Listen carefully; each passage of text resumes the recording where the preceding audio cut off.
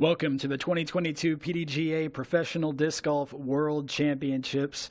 This, the press conference, our chance to get to know what's going on in the players' heads before they tee off tomorrow in this, the 40th running of the PDGA World Championships. I'm Grant Zellner, and James Conrad is the first one in the hot seat. James, you have gotten a chance to be called a world champion for a little over a calendar year now. What is it like to know that you will always be on the short list of those that can call themselves a world champion?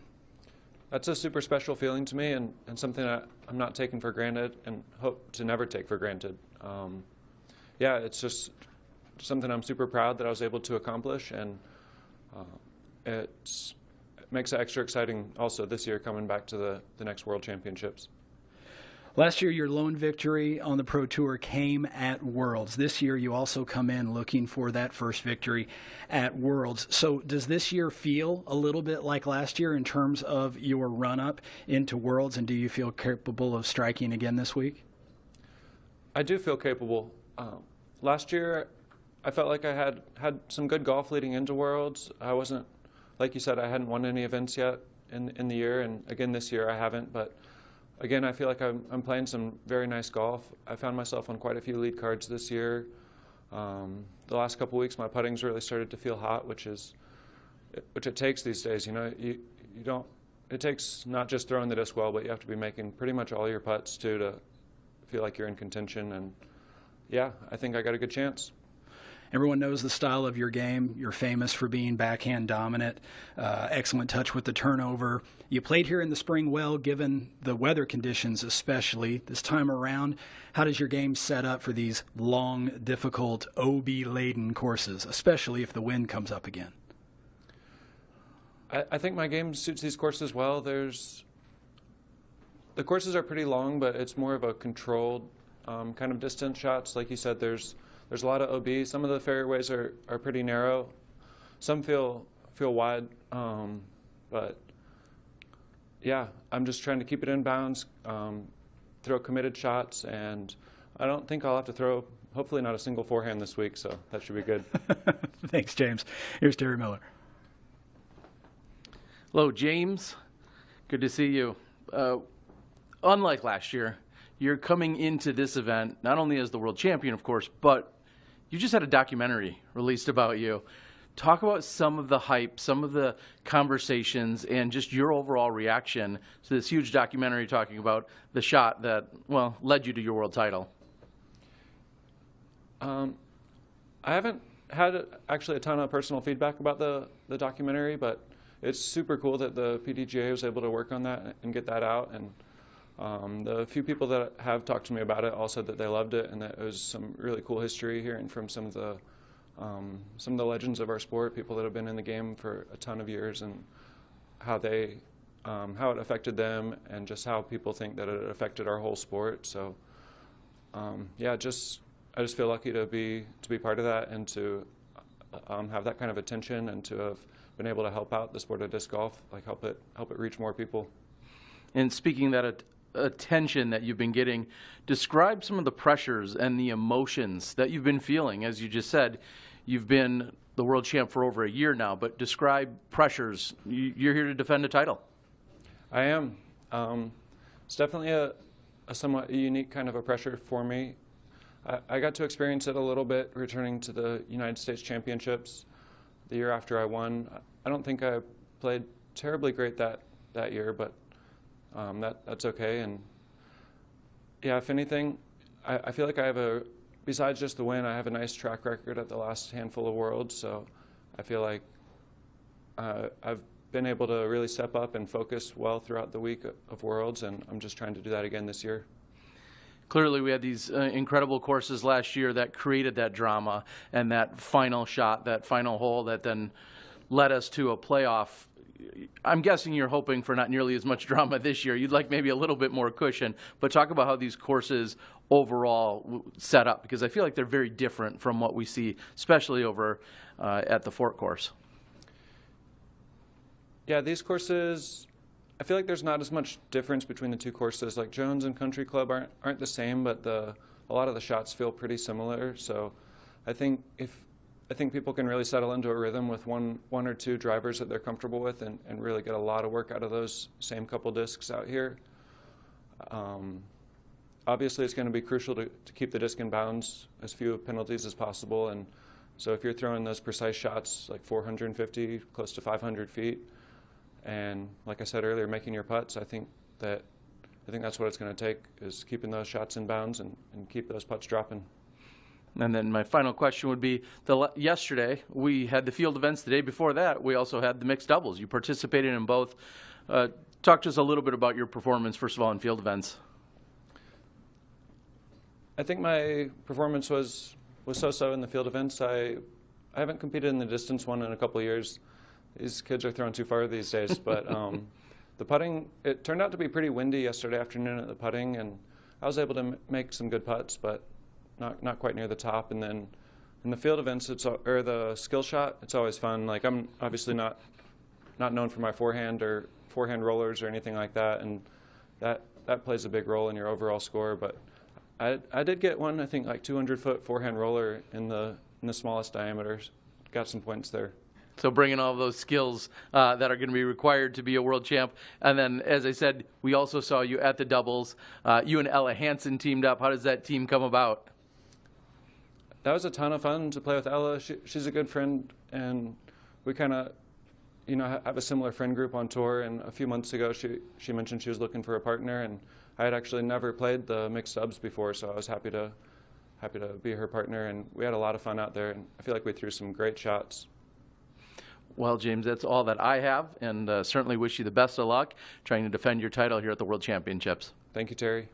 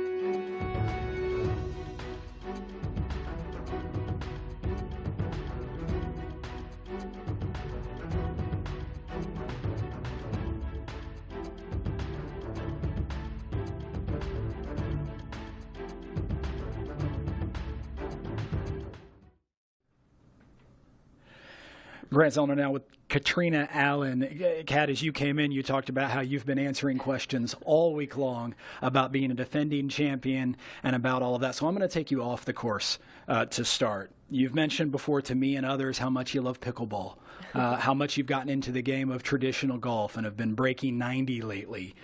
You've always been into working out. How do those off-course pursuits translate into on-course success for you? I heard someone talk about it years ago where when your hobby becomes your job, you should probably find a new hobby so that you don't burn yourself out or, you don't need to be, playing disc golf for a living and then for fun playing disc golf because it can be just too much. So those things are just, now my hobbies and just like disc golf was at one point. And, I think it's a good distraction.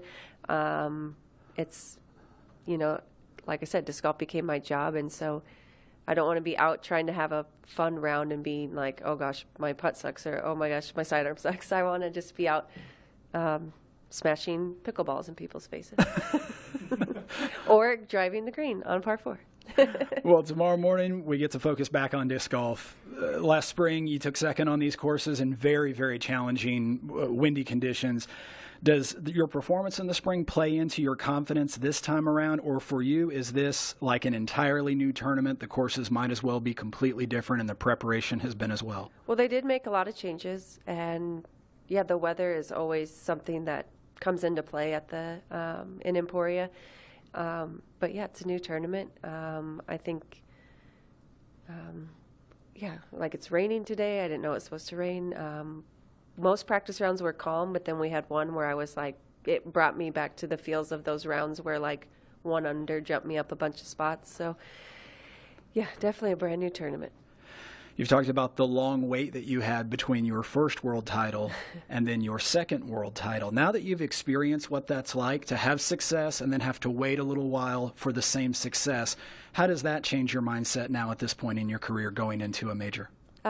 I feel like I did the hardest part, and that's to win. Obviously winning the first one was hard. I feel like I talked about earlier in the week, I felt like I had played so amazing that in 2014 that it just almost felt like it was going to happen.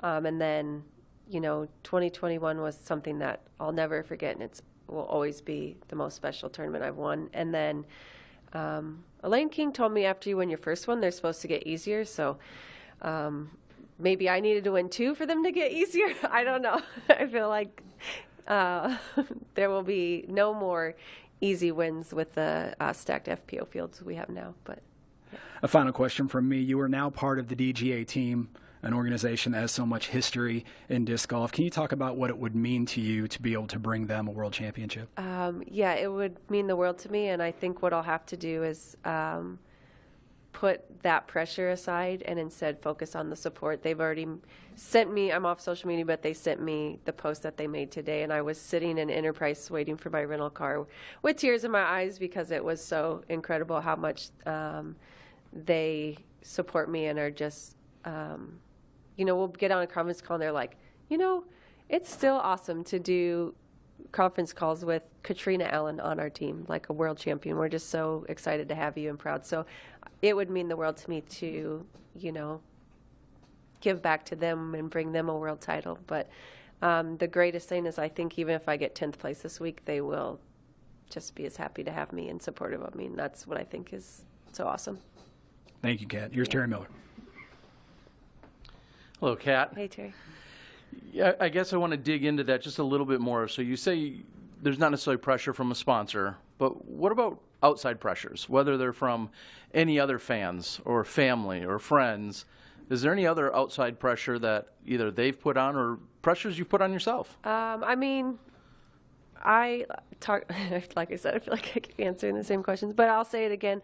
Earlier in the week, I talked about how I feel like I'm a better golfer than just a 2-time world champion, and I feel like there were some world championships where I was close and some outside pressures or, really unfortunate events throughout the week didn't bring me the title. And so I think the pressure comes from me and wanting to have more than 2 because, like I said, I feel like my well-rounded game should have more than 2 world championships. But no, actually, what I've been telling myself is, and why I've disconnected from social media, is I don't want to know those pressures. And the greatest is no matter what. I'm going to drive to Oklahoma with Austin on Sunday, and we're going to play ball golf on Monday, and I'm going to be either celebrating a world championship or just having another awesome day with my boyfriend. So. Well, I'm going to go back to what Grant was saying a moment ago about how your performance was here earlier in the spring, and we know those are different. You're going to look at it differently, but you left the course with 10 birdies here on the country club course. Of course, that's where we're going to be crowning our world champion. So talk to us where the course, like, you feel is really significantly different, and then what does that say when you can card 10 birdies on the course? Yeah, I don't know what it is. Again, going back to earlier in the week, so I hope if people are hearing this, I'm sorry again. But, you know, the first time I ever played country club was one of my best cashes back in 2011. And there's something about country club that I've just always enjoyed. I've always played well at, and just lots of good memories. Man, I don't know. Just something about this place that I like, and I can't really put my finger on it because I don't know. I just have that connection, and I just feel confident and comfortable out here. Well, we had talked to James about it, and so much additional conversation this week because we relived what happened last year at the World Championships and digging into those memories, as you were just saying. Last year, your incredible shot on the 18th hole got overshadowed in some ways by the incredible shot that James also had. Yours was just as impactful, led you to your World Championships, as I'm getting goosebumps just talking about it right now. So just share with everyone for a moment what you were going through within that shot and how it unfolded. So the whole round, well, actually, from the time I started practicing, there was just something about, I was telling Austin, like, I just need to be patient all week and just get to 18 because that second shot was just dialed. I just felt so confident. I played it well at Utah Open. And so, yeah, like during the final round, there were some really good highlights, and like I was charging, but then we'd get in those woods and things weren't going as well as I'd liked. And that was kind of my mantra, like the entire round, was I knew for two reasons. One, I felt confident in that hole.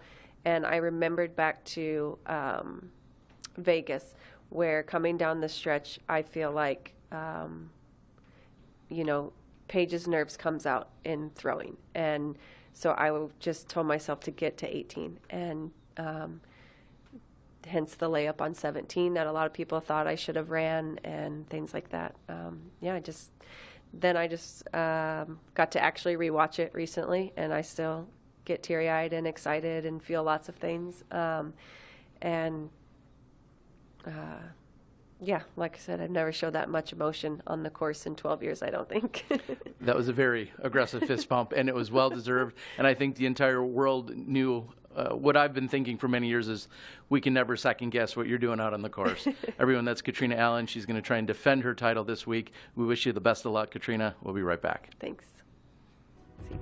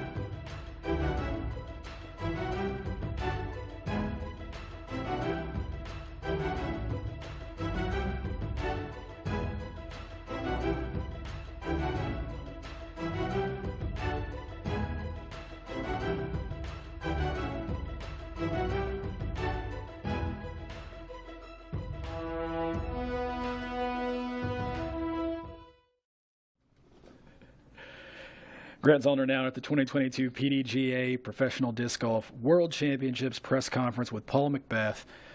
Paul, last year's Worlds is a story that keeps being told and retold. It's in YouTube fan videos. It's in PDGA commercials. It's now even a documentary. And front and center on the screen is always your reaction. Do you think about last year's finish? Is it a haunting thought? Is it a motivating thought? I mean, yeah, thanks, James, for that. But it's a big moment in disc golf. I feel like it was a position I couldn't do anything different than what I did. So there's nothing I can really, I don't sit back and be like, oh, I wish I just went for it, because I wouldn't have gone for that unless James threw a better shot off the tee and put me in the position to where I had to birdie it to win. He put me in the position where, all right, a par is going to win it, and then he just threw it in. So, yeah, there's nothing I could have done differently.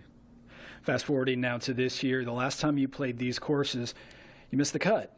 Is this a situation where you throw away the game film from the DDO back in April and just move on, or have you gone back and analyzed things and made changes to your strategy, your disc selection, or anything else?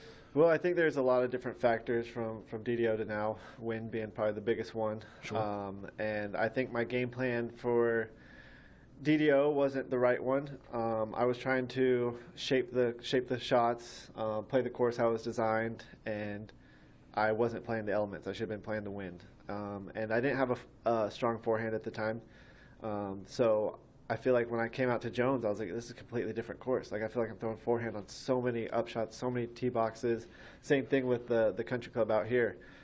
So it does feel like it's completely different for me, especially the strategy. So, and I think, you know, my bag is really different too. I think I've lost a lot of discs from that point on. So, I'm working different shots on the course. By lost, do you mean have lost them as in the woods or in water, or do you mean you've lost them because you've taken them out strategically to put something else in play? More so physically lost them. Just like the rest of us. Yeah. On one hand, here at Worlds, there are 5 rounds, which is a lot of times to make a move. On the other hand, the quality of the field is always better than the year before. Do you feel the pressure to get off to a fast start, even in a 5-round major championship? I think it's one of those events. I mean, the more I think about it, I feel like every major should almost be 5 rounds. You know, keep them different than the rest. But you know, 5 rounds is a lot of holes. So it's a fast start is great, but it's really how you finish. So you know, you don't win it day one. So yeah, I just want to come out and shoot a solid first round. If I'm in the lead, great. If not, I want to play solid golf throughout, and I feel like if I can do that, I'm going to be in contention, and you know that's what I want going down the stretch, is be in contention.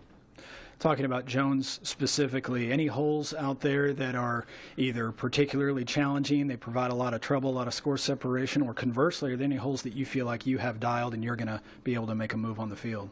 None of them. I mean, the finishing holes are pretty tough. You know, you got 16, 17, 18. Those are 3 tough holes. So it does finish hard out there.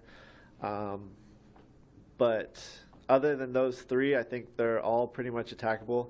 I know there was that par 4 that was really hard and almost ungettable, and now it's probably one of the easiest par 4s on the course. But yeah, I mean, other than the first hole, you know, that's kind of an intimidating one, even though it's only, you know, 200-something feet. But yeah, the ending 3 are definitely 3 to get. You can gain a lot of strokes if you get those. All right, appreciate you, Paul. Here is Terry Miller. Hey, Paul.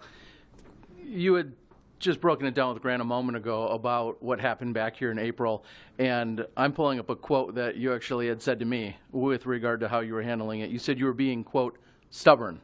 Yes. With your game plan. Just elaborate on what was going through your mind, and if you care about something like your cash streak and everything that it may set the tone for, knowing the World Championships was going to be here in just a few months. I mean, as far as the cash streak, I don't care. And it's, you know, we're in Emporia. What's the saying here? Emporia knows disc golf. You know, so I think I've even heard it called the Legoland of the Midwest. You know, you kind of know what you're going there for. You know, there's disc golf baskets everywhere. I just went to go grab lunch, and there's disc golf baskets at the place I'm going to eat. So I knew I was going to be back here. I knew that I was going to have another chance on these courses. There's small, minor tweaks, but yeah, I don't look at what happened at DDO, but yeah, I was stubborn. I should have just taken my most overstable disc and just threw it on every hole, just different angle, and I didn't do that. So I'm looking forward to being out here and competing again, you know. And by your own standards even, you haven't had your best year this year, but during the two majors, you seem to really step up. You've shot lights out. Of course, you were right there with Eagle McMahon. Then you made a late charge at the Champions Cup. What is it about the majors that you have another switch or an extra gear that you can kick it into? I just think I put more pressure on myself at these tournaments. You know, I think I make myself be more disciplined at these tournaments, and it's just something that I like these moments and these situations to where we only get 4 of them a year. Well, sometimes 4 of them. So, and we only get 1 Worlds a year. This is the one I keep saying, like, if everyone laid out their tour schedule and they had to pick one tournament to win, it's going to be Worlds. So this is the one I know everyone is gunning for. So I want to be on my A game. And with that, what would it mean for you to pick up your 6th title? Like I said, it's the one that everyone wants. So I just want to show that I want it more. One of my favorite stats that I borrowed from somewhere else, so I appreciate whoever discovered this, and maybe you've seen it. It said it took you 1,113 days to collect your first 4 world titles. Saturday's round would be 1,113 days since you collected your last world title. Is that crazy coincidence? What do you make of that? It's a crazy coincidence, you know, or it means I'll get 4 more in a row. So we'll see. All right. Well, he's trying to get the run going again. This is Paul McBeth. He hasn't finished outside of 2nd in the last 10 years at the Worlds. We wish you the best of luck. We'll be right back. Thank you.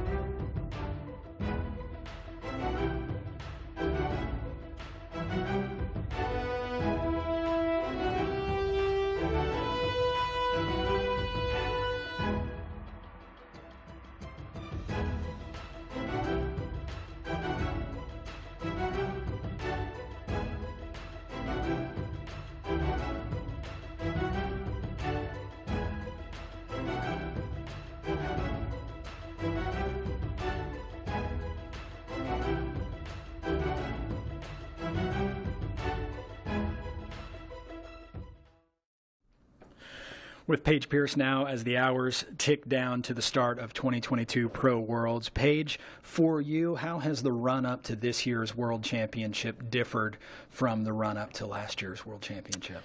I guess it's been pretty similar as far as like the amount of time. I know last year we had the Utah Open right before, so I got to go to Utah quite a bit early in practice, and this year we didn't have an event the week before, so I've gotten 4 rounds in at each course, and it feels like I'm like settling in, especially with DDO being here earlier this year as well. So it feels familiar, similar to Utah. I guess just the biggest difference is the lack of mountain ranges and a lot more mashed potatoes. Last year you were also in the midst of telling a story, and now that story has been told with the release of your documentary. Is there a sort of a relief in a way that that story has now been told and you're able to focus on new challenges and new things now? Yes and no. I think, even and now, like with the documentary on sale now, you're seeing it all come to life. It's cool to think about that past, but also that storyline is kind of still here now with the part about myself chasing the 6th world title. So yeah, I failed last time, but maybe I can rewrite the story here. I know we're not going to be making a movie about it, but it's kind of cool, like maybe an alternate ending, at least in my mind. So some pressure is gone, but I think the biggest thing has been, the biggest difference has been that I'm not like worried about, besides this press conference, like what I'm going to say or what people are going to see or hear or whatever. It's just, I'm just out there playing disc golf, and disc golf has been very like medicine to me lately. It's been my safe place. It's been on the disc golf course. So I think that's the biggest difference. Looks like you had some fun in the field events over the weekend, took second in the long drive, second in the putt. Even though field events are sort of a fun aspect of the weekend, what do they mean to the players? And more importantly, do performances like yours show a certain feeling of being dialed in and being ready to go? Yeah, I would say the distance is just kind of like an ego thing for me. I've never lost a distance competition in my whole life, so that was the first time, and I thought I threw a great shot too. So like that's just like a check to my ego and just a testament of like how far the women's division has come in the sense of power and shot shaping and figuring out the physics of the flight. The putting, I think, is the real, but to close that off, I don't think the distance matters too much because you really want to keep it in bounds. But I think the putting is a lot bigger of a statement of how the player's going to play in the event. I think that when I have won world titles in the putting in the past, I've brought that onto the course with me and said, hey, you're the best putter in the world. And it just helps me on the green. With that being said, the fact that I didn't win, I think I can still hold my head high and say, hey, I put up a good number. I won't revert back to that and think, oh, I got second place, I'm not a good enough putter. I'll just think, hey, I hit some good putts. I tied my card mate Kevin Jones, and I beat James Conrad on my card. So, I'm capable of hitting putts that anybody can, and just got to do it. Top performance at the European Open, a lot of weeks in contention between then and now. Have there been any parts of your game that you've been working on during the course of the last few weeks? And if so, how does that part of your game feel going into this week? I think, I talk about playing catch a lot. I'm a huge believer in just like the natural motion where the disc, you grab the disc and you throw it back immediately and you take the thinking away. So I've been trying to bring that more into my disc golf game, shorten my pre-shot routine, and allow a little bit less time for negative thoughts to come in, especially like I said, playing 4 practice rounds in each course. I know what disc to throw, and I know how my discs are flying with every single angle. So it's just a matter of letting the bad thoughts out and just trust what my body's been doing for almost 3 decades now. Interesting stuff. Thank you, Paige. Here's Tara Miller. Hello, Paige. Hello. A few weeks ago, one of the things that you kind of joked about is you said if someone was going to be able to beat you, approach shots might be one of the places where you're lacking in either confidence or skill or just execution. Yeah. I'll follow up with what Grant just asked. Is that something you've put any extra focus on, or is that just something you're always constantly evolving and working on? Yeah, so, I could have answered that question for 20 minutes. There's been a lot of things I've been working on the past 2 weeks. But, yeah, I every day, Nate's caddying for me. He's had my bag every practice round as well. But I've just been holding my fierces, my throwing putters, and throwing those on every single hole, whether or not I park the hole or not, just getting in reps at 100-foot throws. I feel really confident now. It's crazy what 2 weeks can do, and just reps, just practice is good. It turns out. Yeah, so that's been a huge thing for me that I've been practicing. I've been practicing sidearms as well, and also you're going to see a new disc in my bag, Buzz OS. I'm leaning into it on a couple holes out here, just so I can really hammer it hard like I do with my normal buzzes, but just get that stable, consistently stable finish. And I've been working on how far I can push that disc. And man, this place is so much different than it was in April, just as far as the wind conditions. So I'm able to to throw my buzzes now. I've been kind of like on the island hole 16, I'm throwing buzz, feeling confident. Hole 6 on the other course, buzz, feeling confident. Hole 1. So seeing that that's even an option, and that's been something I've been practicing. How far can I push my buzz without like trying too hard and it flips over? So stuff like that. But yeah, lots and lots more. Well, I'll dig just into another tiny specific there. You say the Buzz OS, which is more overstable than your regular Buzz mid-range.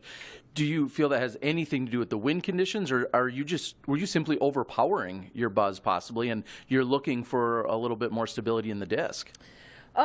No, there's just a couple times where I land in a spot that the dead straight shot has low ceiling or something, and I want to push it a little bit wider. But if I push it wider with my buzz, I'm going to have to put a lot more hyzer on it, and that brings into play a lot more room for error in the wrist movement. So if I can continue to hit it flat like I like to release, but farther to the right, that's taking away variables that I don't need to experiment with in the middle of the biggest tournament of the year.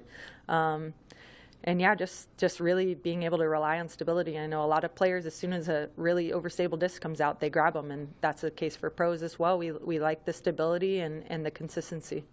Well, you may have already somewhat touched on this one, but right after Des Moines, immediately after Des Moines, you essentially rushed here, just 4 hours away, and you were getting in practice runs, and you just mentioned 4 rounds at each course. So my question that was in here is there such a thing as too much preparation? This is property, this is courses, a town, everything you're pretty familiar with. Is there such a thing as over-preparation? I don't think so at all. I really don't. I think if you're out there playing 2 rounds a day in these 95-degree conditions, yes, I think, but just listening to your body and realizing, there was one day I felt a little bit of something coming on my finger maybe, and I slowed it down and just kind of decided to putt more that day. But yeah, just listen to your body, feel what your endurance level is, what you're capable of physically, and I don't think mentally you could ever be over-prepared. But physically, I guess if you're pushing your limits too far. But yeah, luckily I haven't felt that. I've been waking up and playing early rounds before it gets up to even above 85, so being done for the day at like 10, 11 a.m. and then just kind of chilling in the AC while everyone's out there battling heat stroke, So I feel like I've been pretty smart about it while getting as much practices in as I can while still conserving my energy. And I'm going to go back for a moment to the distance competition yesterday. You said you came up in second. Ella Hansen threw 495. Yeah. Speak to what that means for the FPO division, possibly, and then how much distance plays a factor at this particular World Championships. Yeah, I mean, the wind, was there coverage of it? I don't know. It was, I've got it covered. Insanely Yes. windy.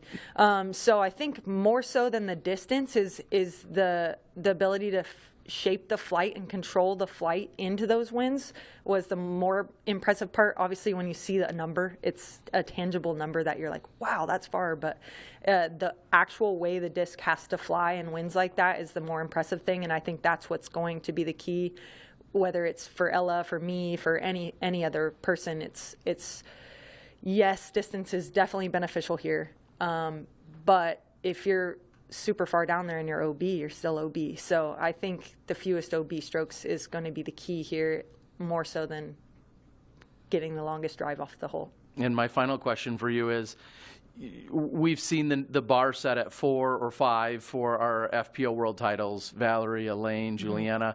You've obviously talked about what it means to get one more, at least one more ahead of everyone else. So the final question there is, what would a 6th world title mean to you? It's like, I don't know until it happens, I know that you want to know that question. I know I want to know that answer as well. That's why I'm out here, right? But you can never know what you're going to feel until you feel it. And then all you got to do is just let yourself feel those things. I don't want to look too far ahead of what it's going to mean or what it's going to feel like. I just want to get there and ride that wave when I'm there. Everyone, that's 5-time world champ Paige Pierce. She's living in the moment. Best of luck this week. Thank you. We'll be right back.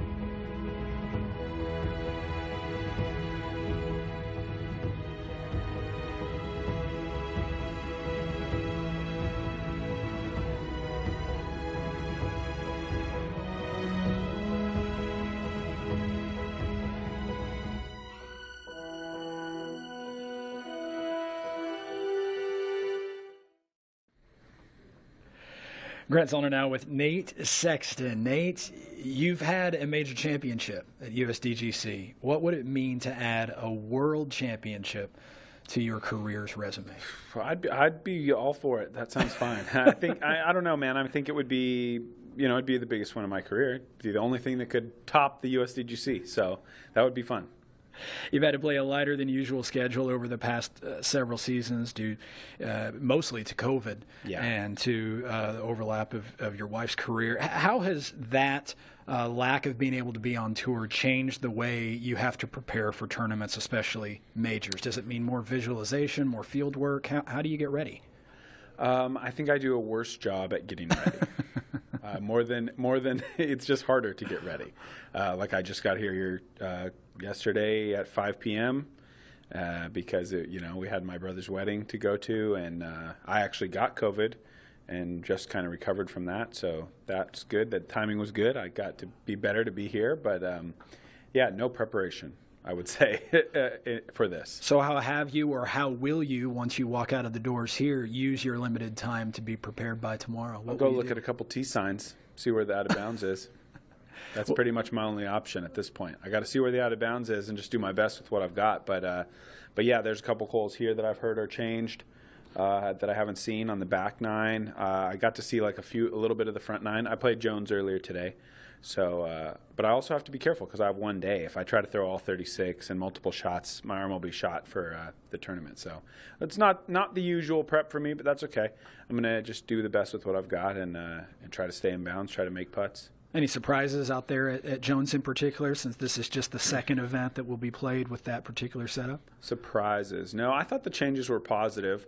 I really didn't like the out-of-bounds ditch on 14 maybe that we played in DDO, and that seemed like it was fixed. That was just super lucky in my opinion before, and now it's a way better hole with the removal of those. And I think they cleaned up hole 1 a little bit and put that little bit more backstop, which is a nice change as well.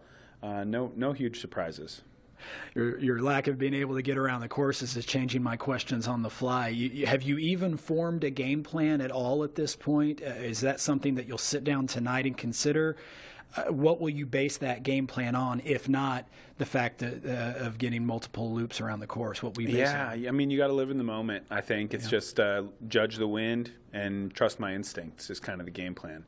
Obviously, I've been into Emporia plenty. I know the terrain here. I know the basics of these holes. There's little changes. It'll be definitely a good look at the caddy books tonight, just to see if anything kind of hits my eye and say, oh shoot, I didn't know about that. But I think I know, at least 90% of what's going on. And after I look through the caddy books and just give the rules a read for every hole, so I don't have any big surprises, I think I'll be fine. I'll just be judging the wind and putting out my best effort on every tee shot. With up to 90 holes to play, do you feel like you have the time to sort of ease your way into this particular tournament as opposed to having to get off to a hot start? No. There's no time for that. These courses are crazy long. I don't like my chances on these courses, but we will see. I will do my best, and you never know. But these courses are not designed for anything but distance. Always candid. Thank you, Nate. Here's Terry Miller. Good to see you, Nate. And well, I'm gonna piggyback on that and switch my questions around a little bit. Clearly, very windy back here in April, and we're dealing with some extreme conditions in that case. But when I checked the stats, I saw that you had just 4 birdies over the course of 2 rounds. That sounds about right. At the Jones Supreme Course, and you just mentioned a few of the changes out there that might soften that up just slightly.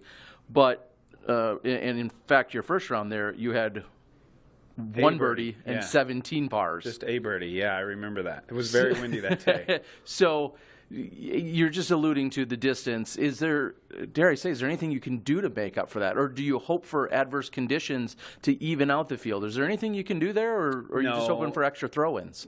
No, I'm not even hoping. I'm just hoping to play well, I'm just going to go and try to get the birdies I can get, stay in bounds.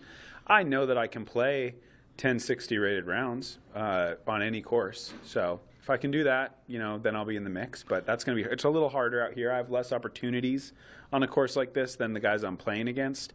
But that's okay. I'm not even saying it's a bad thing to design courses that long. That's just the way that it is at this place. That's all right with me. Well, and conversely, when you're looking at the stats, you still lead in one of those very important categories of lack of OBs. I try. I've been getting a little loose these last couple of years, but I tried. I try to keep them in balance. Exactly. So you're at giving strokes back to the field, and that's one way that you're obviously going to be able to become a contender.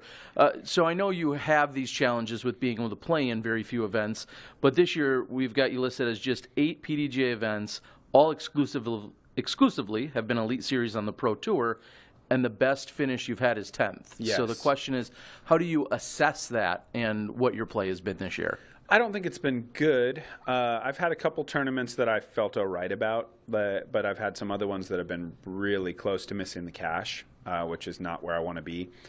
But, my practice has just not been as good and as frequent as I would like. And I've been looking forward for a long time to my daughter starting kindergarten, and that's 2 weeks away. So we're looking for Nate Sexton's second wind here, hopefully soon, where I can kind of put a little more time in the field and get out and play, because I'll have, 6 hours to myself every day, which is going to be totally different than my experience of the last 2 or 3 years. And not trying to complain, just saying life has gotten in the way, and I've had a lot more balls in the air lately than just trying to play the best disc golf I can play. Yes, your day certainly frees up. As a stay-at-home dad, I can attest to that once they go off to school. So maybe this leads to my last question, which is, at the 2 majors you did play in 2021, you finished 3rd at the Worlds, and you finished 5th at the USDGC. So I would ask, where do you find that extra gear to show up to these major events? And 2 top 5 finishes at both majors you played in, anybody would take those results. So where do you find that? That's pretty good. Yeah, no, I finished, thanks to Statmando, they told me I finished 2nd. If you combine the Worlds and USDGC, okay. Only McBeth beat me last year. So it would have been McBeth and then me in 2nd if that was all one big tournament. Yeah, So I'm not sure we have a trophy for that, but I do like the stat. I did get a trophy for 3rd. That was cool. But yeah, no, that was my best Worlds I ever played. I had a shot to win there, and that was an amazing experience in Utah. And if I can, I'm use that sort of finish kind of trampoline me forward to a good finish this year. That's what I'm hoping. But you never know. Well, you say a good finish, and I'll go big and say World Championship finish. What would it mean to you to leave here as the world champion? Man, if I win the Worlds on these courses with the kind of practice I've been having, I got to be one of the best ever. Talent-wise, maybe the greatest ever. All right, Nate Sexton ready to get at it this week. We'll see if he is in fact the best and most talented ever. Naturally talented player ever, if I win. We'll give you that title. Book it now. Nate Sexton, everyone. We'll be right back.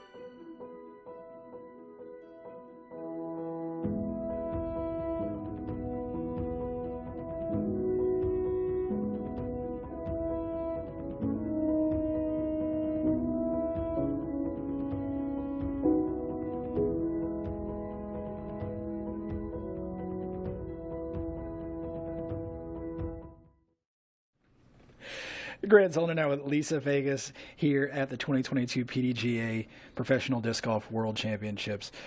Lisa, you've got 5 top 5s on the year, including a podium finish just a couple of weeks ago at Ledgestone. What has been coming into form in your game over the course of the 2022 season?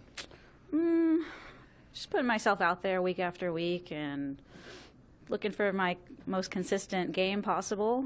Just the experience, really. Been doing this for a long time, and it's just like, for me, it's like any given Sunday out there. I feel like there's so many good players, and anyone can rise up. Anyone's good enough to rise up any weekend, and it's just like whoever does it that weekend, and I feel like I'm capable any weekend. So it's just nice to see that happening throughout the year, and hope that continues. For those less familiar with your style of play, can you describe the strengths of your game and, more importantly, how they might be showcased this week at these two courses in Peoria? Yeah, definitely. I would say my game strengths are control with distance, and that is basically the name of the game that we're playing. So distance control off the box is a strength of mine, as well as putting. And I look to play on the conservative end of things, so I'm trying my best to avoid penalties and things like that. And there's so much of that out there. So just being extra keen in that way, I think it's just having that mindset too, and finding a consistency throughout my shots. I feel like it should have a good fit. You had an excellent performance last year at the World Championships, took a podium finish. You experienced the pressure, the spotlight, the cameras, even the size of that gallery. How valuable was that experience in terms of preparing you for future weeks in contention on tour, and more importantly for this week? Yeah, it's really everything when you think about it. Like, those experiences shape us, and we draw from them, and we learn from them. And so that's just huge. Just knowing that I have that in my bag, I guess. That history, and especially even other worlds. I've done good in other majors. That I feel like I rise my game up when the pressure's on. So it's a tough tightrope to walk. But I feel like I'm all about putting myself out there and striving for greatness. You grew up in Texas. You've played courses in this part of the country, arid courses, open during different tournaments and stuff in your career. Do you feel a particular amount of comfort here at courses like this in Emporia? Do you feel like you even might have an advantage being used to the wind or the heat?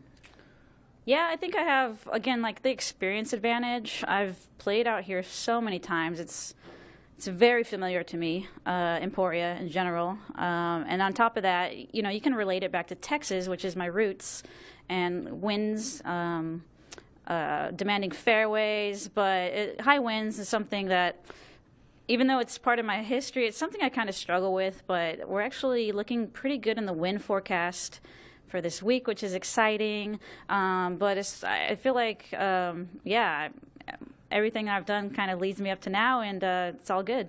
Best of luck to you this week. Lisa, here's Terry. Thank you. Good afternoon, Lisa. And I want to touch back. Of course, a lot of times we can dig back to what we just saw from April of this year for the Dynamic Disc Open. However, you were not a competitor this year. Was that due to injury, or was that possibly due to sickness, or do you remember why you were? Oh, yeah, for sure. It wasn't an injury. I would say it was a soreness. I had a sore hip that week, and I decided to take the week off with like a short practice turnaround. We were like needing to prepare for 2 courses in a couple days, and I felt a little bit rushed in that way. And also, I hadn't had a week off since, I believe, Las Vegas the week after that. So I was going pretty hard on the tour up until that point, and just kind of I knew I actually had a long road trip the week after that, all the way to the West Coast, and I was looking ahead on my schedule a bit, and also listening to my sore body, and just took a week off that week as well. It makes perfect sense. And then I guess what I'd follow that up with, last week you were in Des Moines, and so a relatively short drive here. We kind of, in a sense, had a weekend off almost. So do you feel like you got yourself fully prepared? I know you're familiar with being here and playing here, but did you get yourself fully prepared, and was there anything out of the ordinary you did? Yeah, I definitely feel fully prepared. I got a lot of practice rounds in, a lot of putting in, just what you want to do. I did a lot of studying. I like to watch video, like to watch other players throwing the holes and kind of dissect it. So I feel like I've done a good amount of that going forward into the tournament. So, I'm all game. I have to follow that up and say, what exactly, you said how other players are throwing a hole. Do you feel like you can directly apply what a competitor is doing in maybe you're matching up your skill sets and then saying, hey, she's getting to this spot and I can get to that spot too? What are you doing when you're kind of dissecting that tape and that video? Yeah, there's a measuring stick that comes into play in that way where I'm definitely like, okay, there's my competitors birding a hole I didn't even think I could birdie personally, but now I know I can because it's like I've seen someone else birdie it and now I'm going to really go for it. It might change my mindset in that way. But I also like to dissect form in general lately and just kind of look at technique just to be kind of aware of what other people are doing and breaking down my own form and kind of comparing it in that way. I've been really into that lately.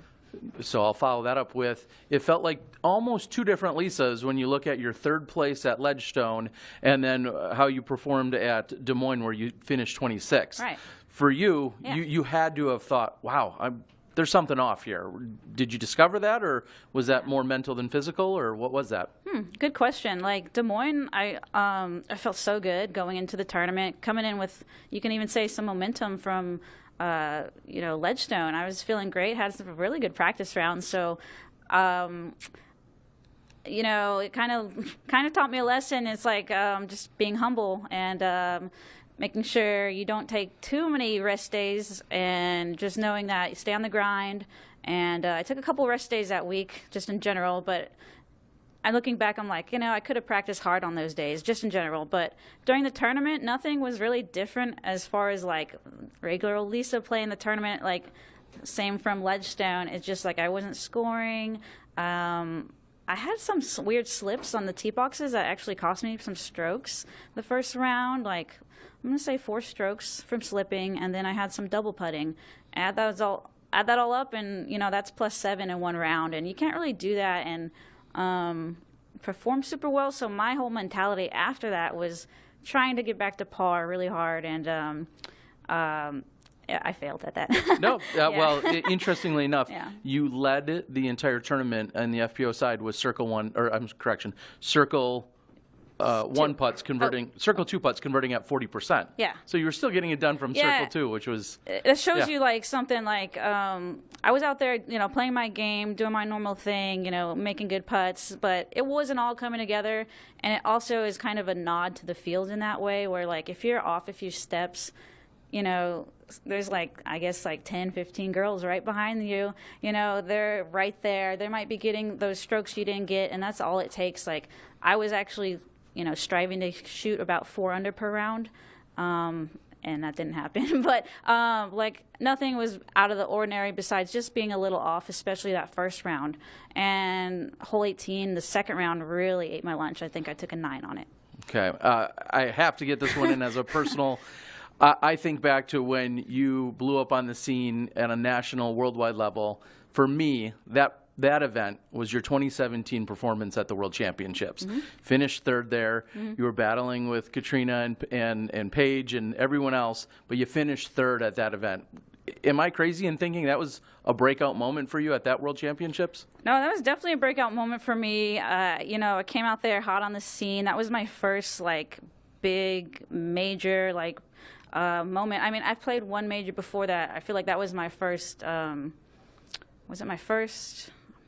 Might have been my second Worlds ever. It was my second Worlds ever, so it's just to have no pressure, and that was a really special Worlds for me because I was surrounded by world champions. When I was on the card, I was on the lead card, I think 4 out of the 5 rounds, and just trying to have a championship mentality, LeBron James mentality, striving for greatness out there every day, and that was my breakthrough moment, but it doesn't really matter at this moment, looking back at that. So everything now is going forward and resetting for what's to come. Well, I knew you were a star that were coming into the scene way back in 2017. We've seen you on the podium twice at the World Championships. We wish you the best of luck. Thank you. We'll be right back, everyone.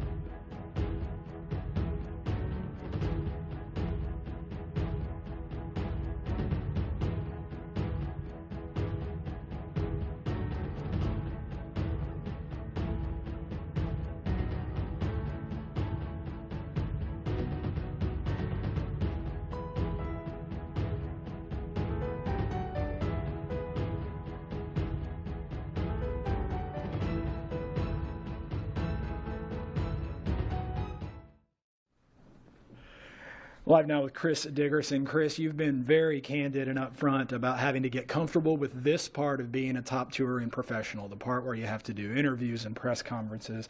Is that part continuing to become any easier for you? It is, yeah. It seems like the more I do it, the more comfortable I get. Well, you inspire the rest of us as we try to become better public speakers, too. You got to take some time earlier this summer, chose to strategically to take some time off. How beneficial was that time off for you, and in what ways did it benefit you? Just being able to go back home throughout the season. I think that helps you recharge a little bit, and, it allows you to be in a comfortable spot. So you were hot earlier in the season, capped off by a major championship at the inaugural PDGA Champions Cup. You had other top finishes. You've been outside the top 10 in your last 3 tour stops. Mm-hmm. This is a blunt question. Has there been something that's been a little off? And if so, have you been able to identify that and try to get it back in line for this run at Worlds? I wouldn't say something specifically, just all around, just been a little bit off. But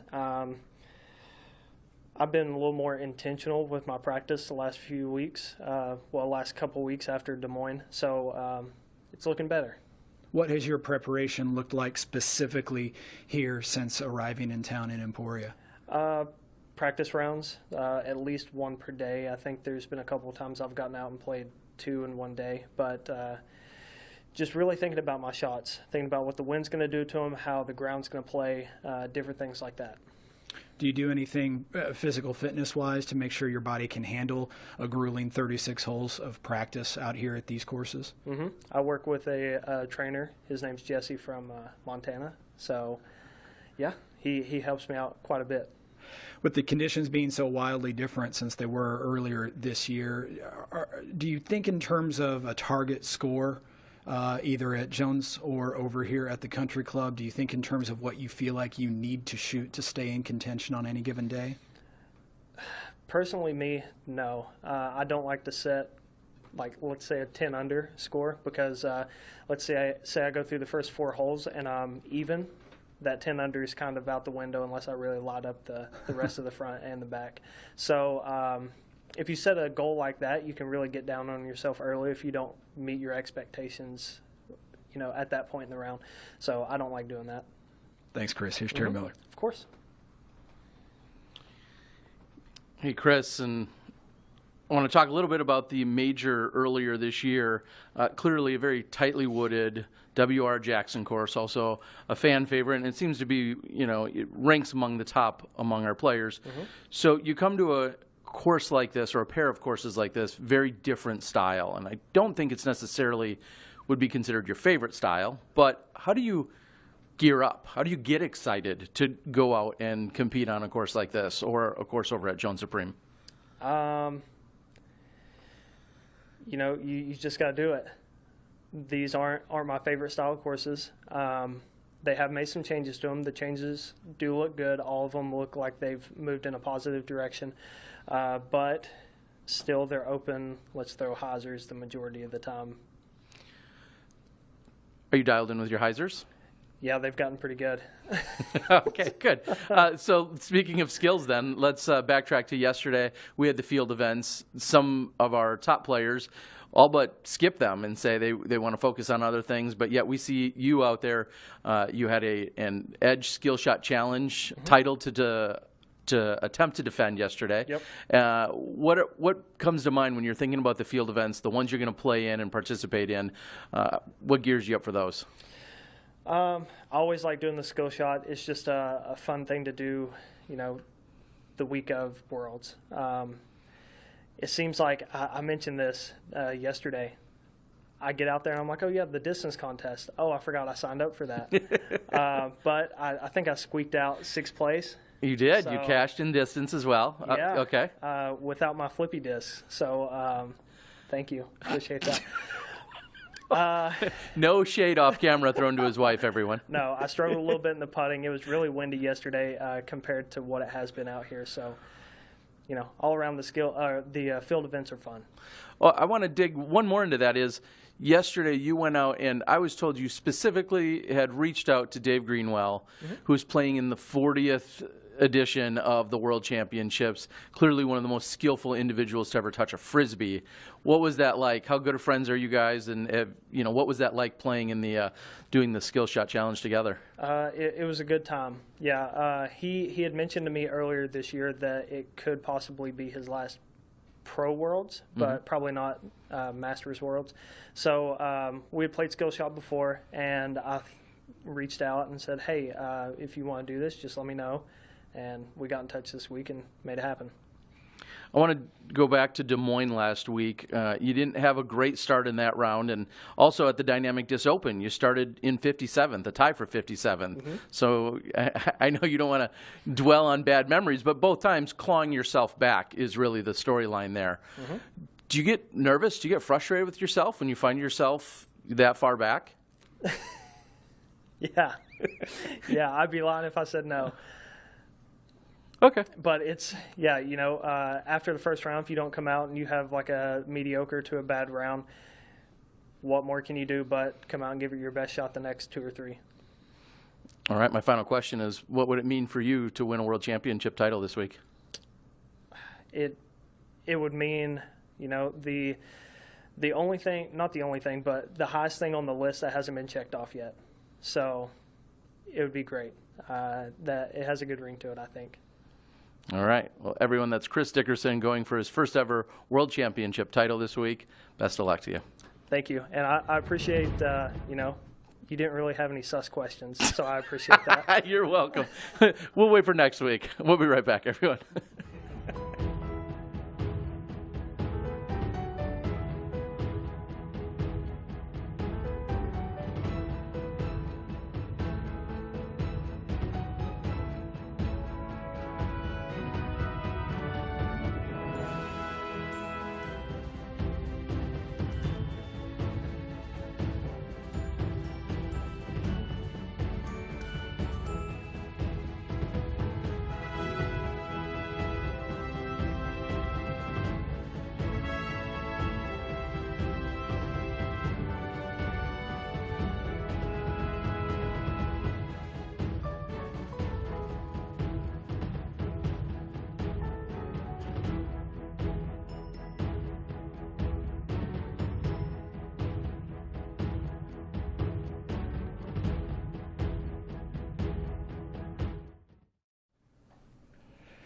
Grant Zollner now with Kristin Tattar. Kristin, you have had to answer questions week in and week out about the condition of your arm, the injury that you've overcome, and been able now to be back playing at a top level. So I'm not going to ask you about your injury. Instead, I'm going to ask you how it has impacted your preparations, especially coming into an event as big as Worlds. Do you have to prepare in a different way than you used to?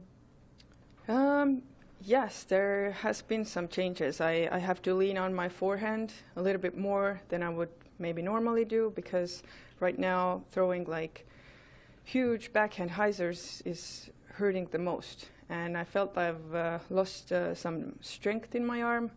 So yes, I've definitely made some modifications in my game plan, but overall I'm just happy to be here. So this is not something that I dwell on or think about. Do you have to play fewer practice rounds and focus on other areas of your game as you prepare? I have played less than I played last year, but I think it's a good thing overall because it's been so hot outside and I don't think it makes any good. I think it's okay, one practice round a day. You have had to take some more rest this year. You were unable to travel at least once due to COVID restrictions.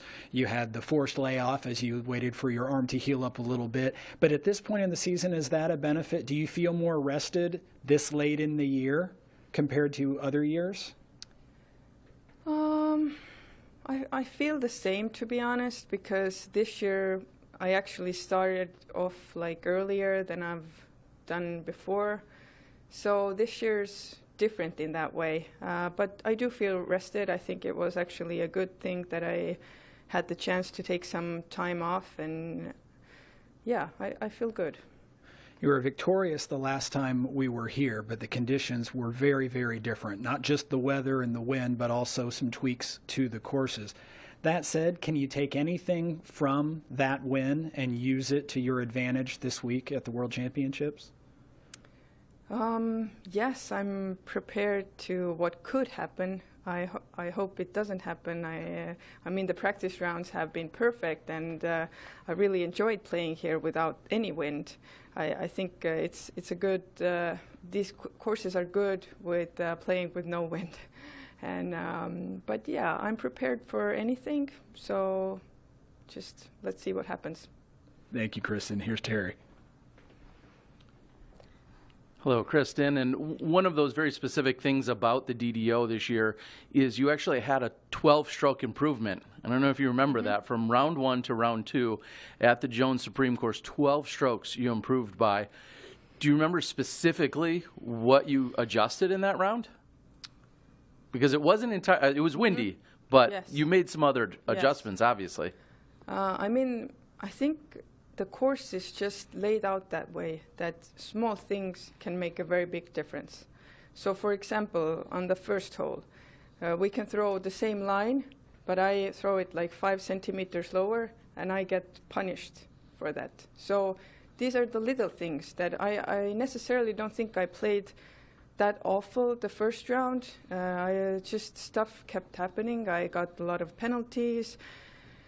And then I was maybe a little frustrated towards the end and made some mistakes. But going into the second round, yeah, I learned a lot, made some a little bit better shots, and it showed on the score.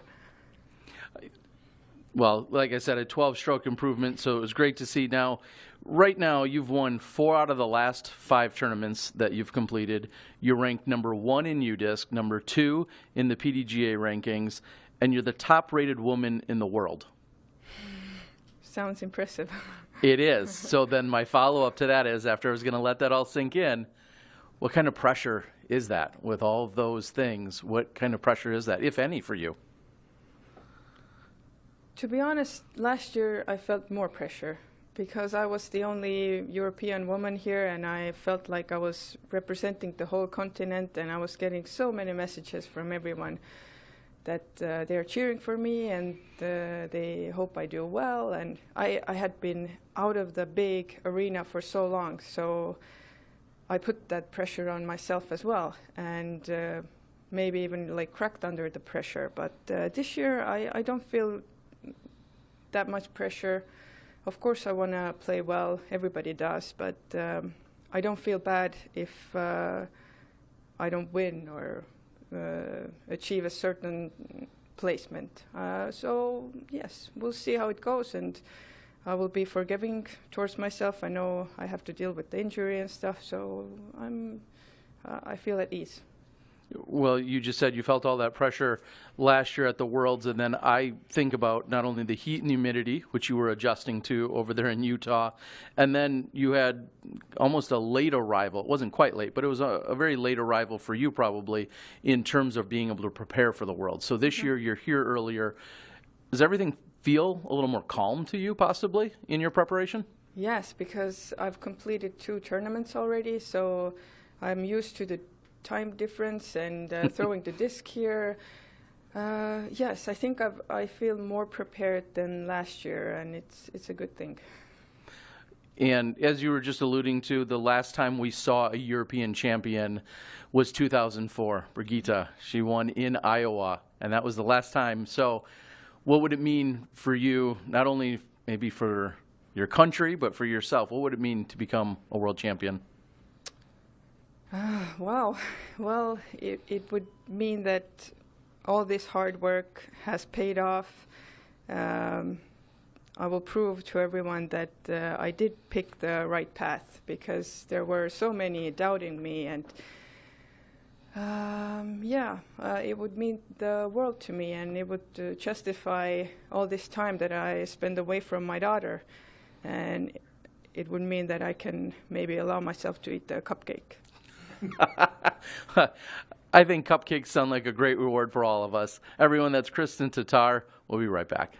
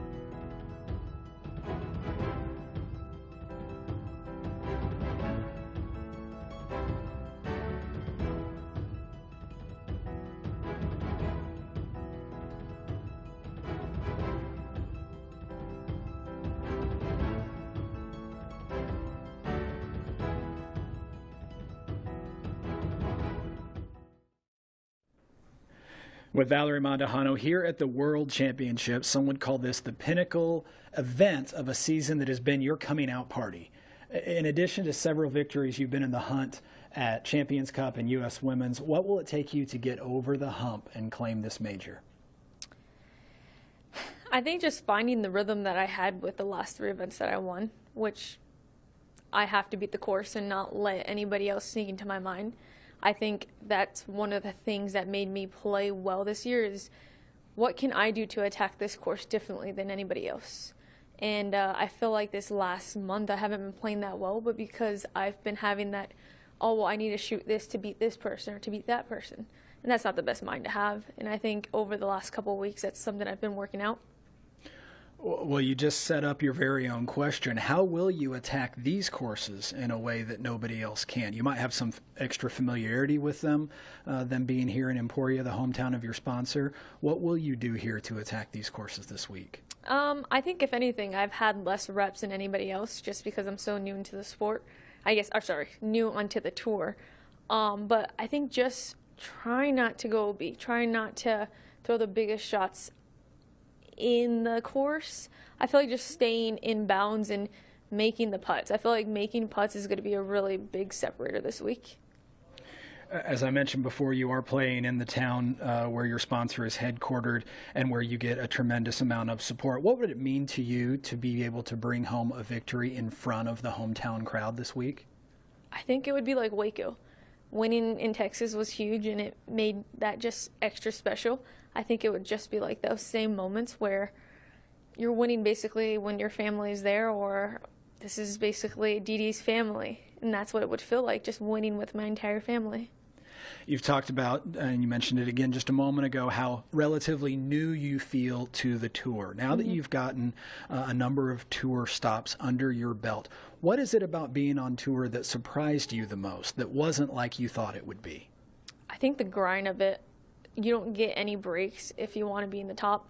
It's drive Monday, get there, maybe Monday afternoon if we're lucky that it's not that far, and start practicing for the next. You don't have a huge time frame to fix anything, or if you're feeling like you're injured or anything hurts, you don't really have a huge time frame. You kind of have a choice to either rest or know the course a little bit better, and I think in my mind I thought we had more room for that. Well, on that note, are you feeling rested? Are you feeling good with regard to injuries or lack thereof as we head into this potentially 5-round grinder here at Worlds? No injuries, but a lot of golf, and I played this morning, so I'm taking the rest of the day off, which I'm happy that I made that choice. Thank you, Valerie. Here's Terry. Good afternoon, Val, and similar question to what we asked Lisa Fajkus a little bit earlier. Of course, playing in Texas, having some familiarity with Texas conditions and how they can maybe be similar to Emporia. And I know you've lived in various parts of the country, but talk about maybe acclimation overall. You might not know the course is better, but what about climate and condition and things of that nature, winds and such? From where I'm from in Texas, it's not that windy. It doesn't get as windy as a lot of people expect.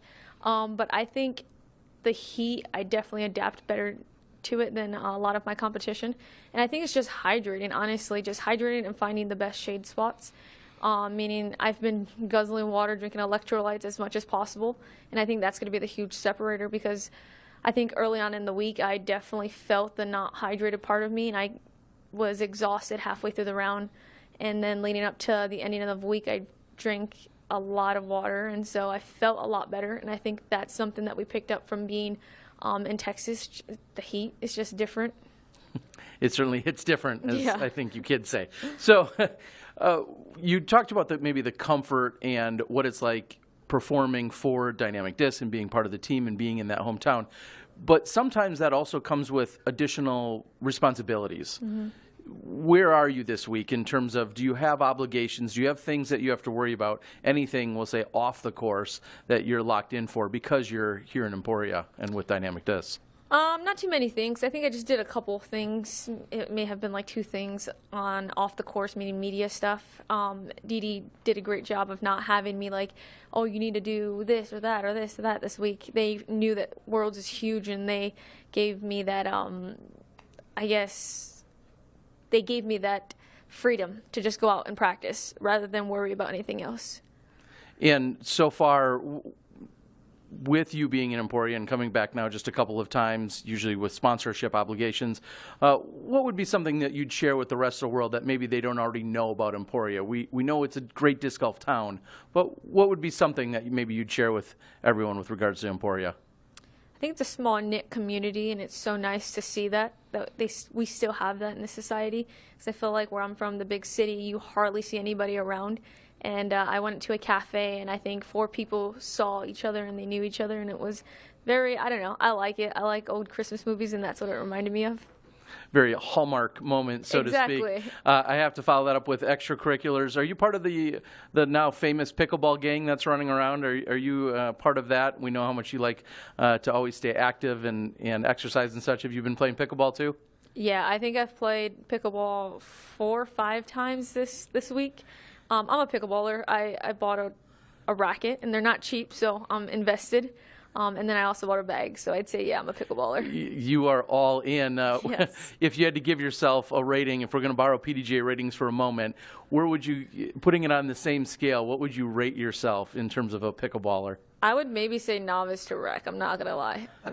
I played the other night with some professional tennis players, and I told them right away, I've only played a couple of times, so take it easy on me, please. What does that feel like, not being one of the best in the profession that or the hobby that you've picked up? I think it definitely relates back to disc golf. When I first picked up disc golf and played my first tournament, defeated.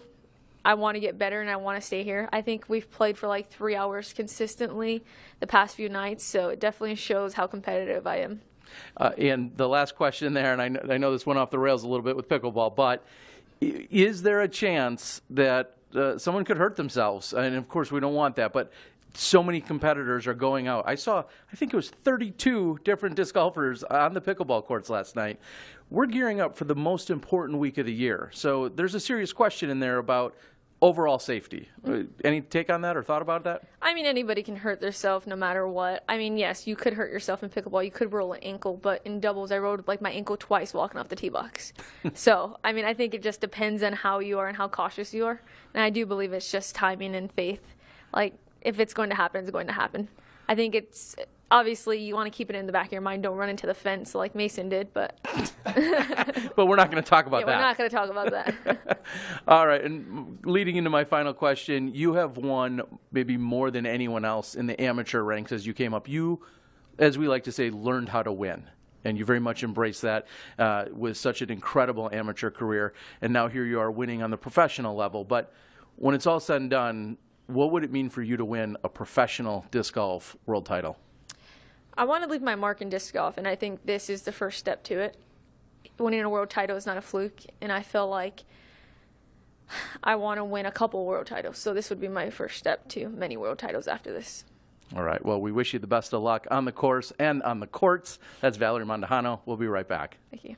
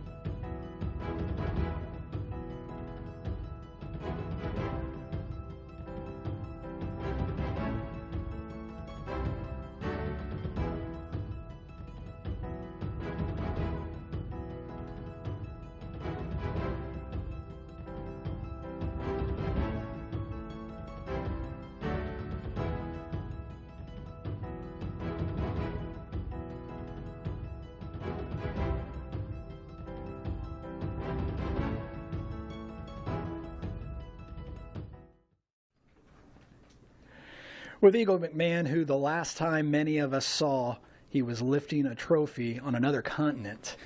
So in short, Eagle, what have you been doing with yourself since that day? Yeah, it's been it's been a wild ride since then, a great ride. That was a great moment over in Europe, but I spent a little time vacationing afterwards to celebrate, but then got back home, back to my daily routine, training, throwing some shots, and just kind of getting ready for where we are now, the World Championships. Elaborate a little bit for us, if you would, on that daily routine, because it has not included playing in events. So what have you been able to do in terms of both rehabbing and preparing for this particular event? It's just it's been nothing, over the top, but, just making sure I get that consistency, whether it's, putting or throwing a little bit each day, but also, I'm working with a new trainer. So, I've been going there a multitude of times per week, and, also getting a lot of other stuff done that, prepares me mentally with, going out into nature, doing some cold plunges, just, a whole bunch of stuff that's, in my mind, moving me closer to, my goal of being a better disc golfer. You took a lot of time off before the European Open, and then you stepped in and won. Was that in any way a surprise even to you that you would be willing to admit? And on the same token, do you feel equally prepared this time around? I mean, yeah, it definitely was a surprise because I didn't have much of a track record prior to it. But, at the same time, I knew, I knew my capability. Going out there, I expect to compete and, be someone to potentially win any tournament I play. But, European Open was definitely a good surprise, so to speak. And, having that confidence going into this event, I mean, that means a lot. So, just calling back on, if I go to tough moments or I'm in pressure situations, knowing that, I had an amazing moment this year, potentially can give me confidence when I need it. This might be sort of a backdoor way of asking you how the arm is feeling, so I'll ask it this way. How much of your toolbox will you have at your disposal as you go out to attack these courses here in Emporia? It's hard to put percentages on things because, while I'm choosing not to throw virtually any forehand, maybe if I'm in a bush, I'll do a small little pitch out shot. Just because, I figure this year is not, it's a wash, so to speak. I'm trying to play the majors to the best of my ability. But I've not been playing the Elite Series. I've not been putting my name, on the leaderboard on a weekly basis. So, it's all about recovery for me. So, I'm thinking more about next year. But the fact that I'm here now and, throwing all backhands, I'd say my backhand is 95, 100%, probably better than it ever has been. Is your plan already set in stone for what you'll be doing after this Saturday? Yeah, I want to drive home. Yeah, regardless of what happens, I'll probably get a head start back home and start preparing. Get back to the routine because I want to be playing a lot more in 2023. Thanks, Eagle. Here's Terry. Good to see you again, Eagle. Earlier we caught up with Chris Dickerson, and he talked about how many hyzers were available. And I know we were just talking about you, if you could go to a forehand or where that might be needed, but is it somewhat of a blessing? We're playing these courses where maybe hyzers are favorable? Yeah, absolutely. There's only a few shots where I can think of a forehand being a legitimate advantage on both courses combined, and even those holes are very workable with a backhand. So, I don't foresee any shots where I feel like I'm going to be missing out, so to speak, off the tee. So, yeah, I guess you can say that I'm happy that, World is here given my current circumstance. Well, in the most blunt sense, my original question was, is it possible to play another major and keep up with the best in the world without a forehand? And you answered that question in Europe. Sounds like it might be the same answer here. Yeah, I'm going to go out there and focus what I can control. I'm going to be modest. Nothing too crazy. Kind of like if you ever see a capybara just walking out there, and just kind of unassuming. But at the same time, I think if I'm able to keep my head down and play my game, come Saturday, giving myself a chance, that's all I can really ask for. You've riled up and excited the fans that much more as you've developed now a left-handed throw, and you use it sparingly, and of course we saw it at European Open on hole 2 primarily, but Do you have that in the game plan right now? Are there any holes that you're stepping up and you're thinking, yes, here's where I'm going to be busting out the lefty hyzer again?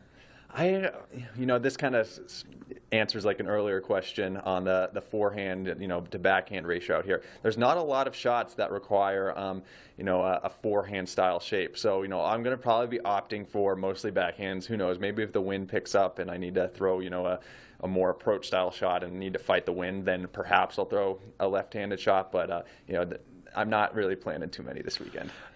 Just to dive into that a little bit more, is how rigorous is that training? Is that something you care about for a half hour a day or a half hour a week? Or what does that look like as you're developing that side of your body in terms of throwing?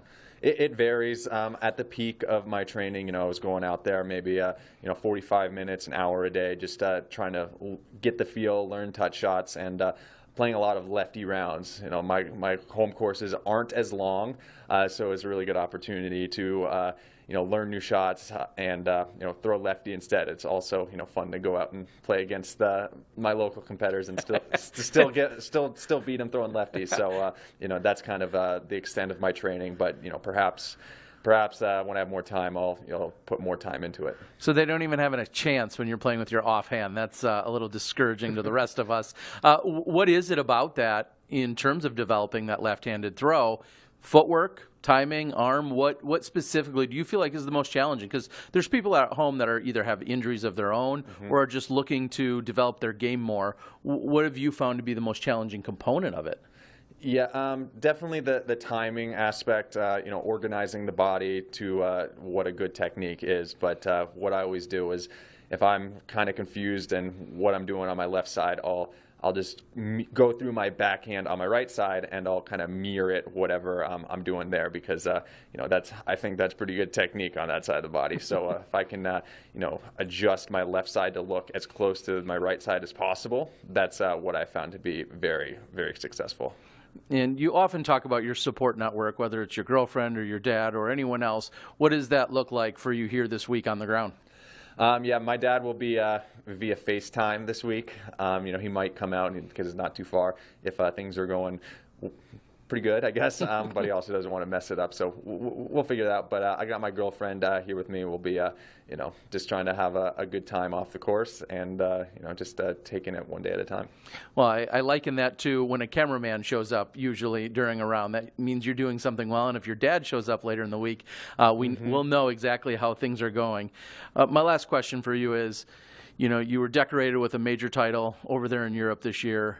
One of the titles you haven't obtained yet in professional disc golf is world champion. What would it mean for you this week to become a world champion? It would mean that I could continue to, not play as much. I feel like, kind of pick and choose my big events. So that's something that I think would be really cool. But obviously, everyone wants to win a world title, and I'm no different. But the way I go about it can be a little bit different, and I think that's focusing on what I can do in each moment. That's how I feel like I'm going to be the most successful player I can be. So I'm going to go with that mindset and see what happens. All right, everyone. That's Eagle McMahon. He wants to be a part-time golfer, but a full-time champion. We wish you the best of luck this week. We'll be right back.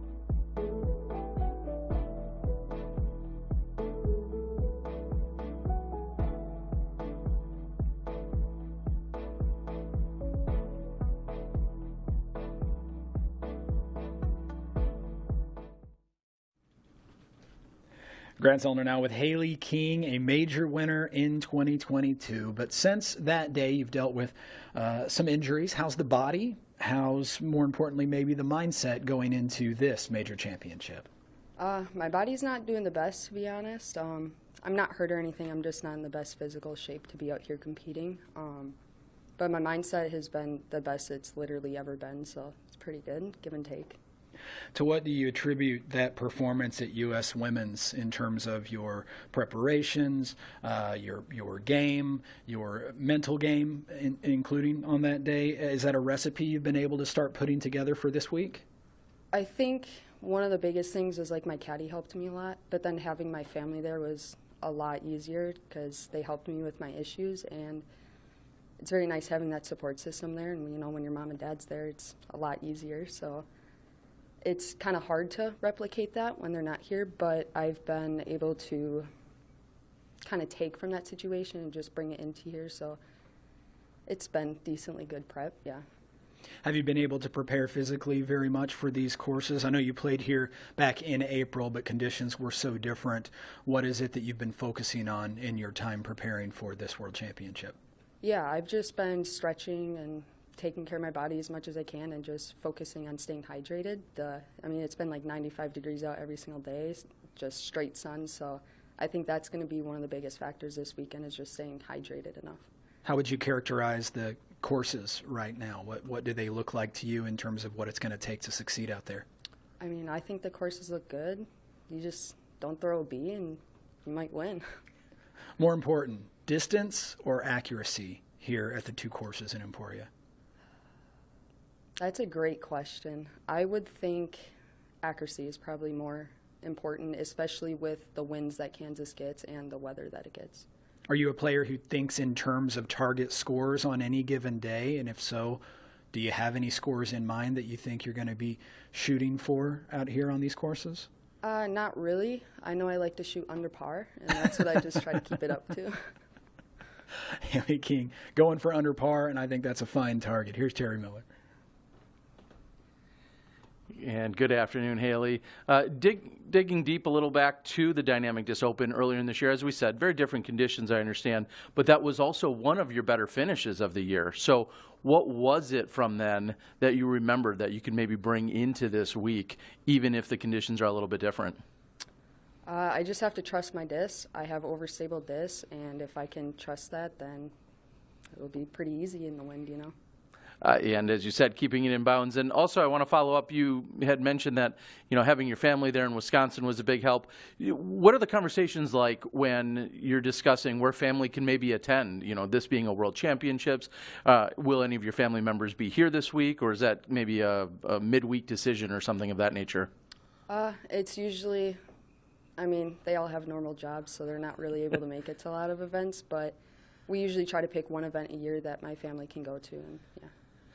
All right. Now, knowing you're such a well-rounded golfer, forehands, backhands, distance, putting, really every single thing, you've got all of those tools, but yet I didn't see you yesterday at any of the field event challenges. Well, talk about that. Why don't you choose to compete in those?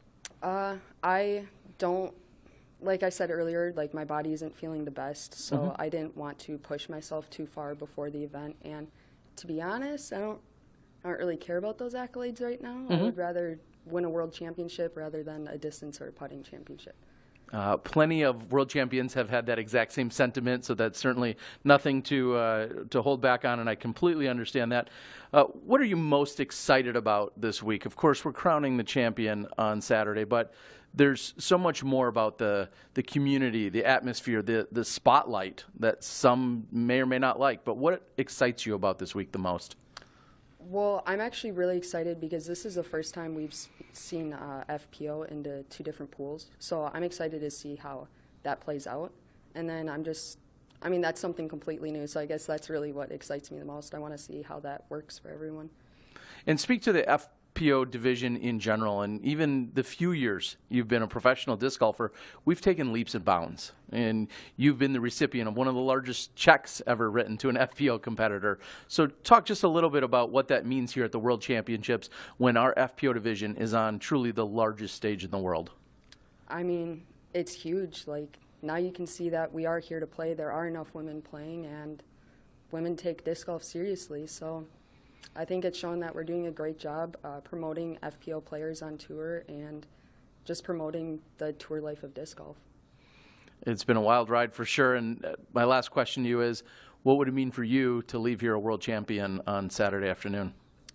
That would be amazing. I would have literally achieved my goals that I've been trying to reach for the last 7 years, 8 years. So it would be really cool. But either way, if I don't walk away with it, it's going to be a huge learning experience, and that's all I'm really hoping for. All right, everyone. That's Hailey King going for the title this week at the World Championships. We'll be right back.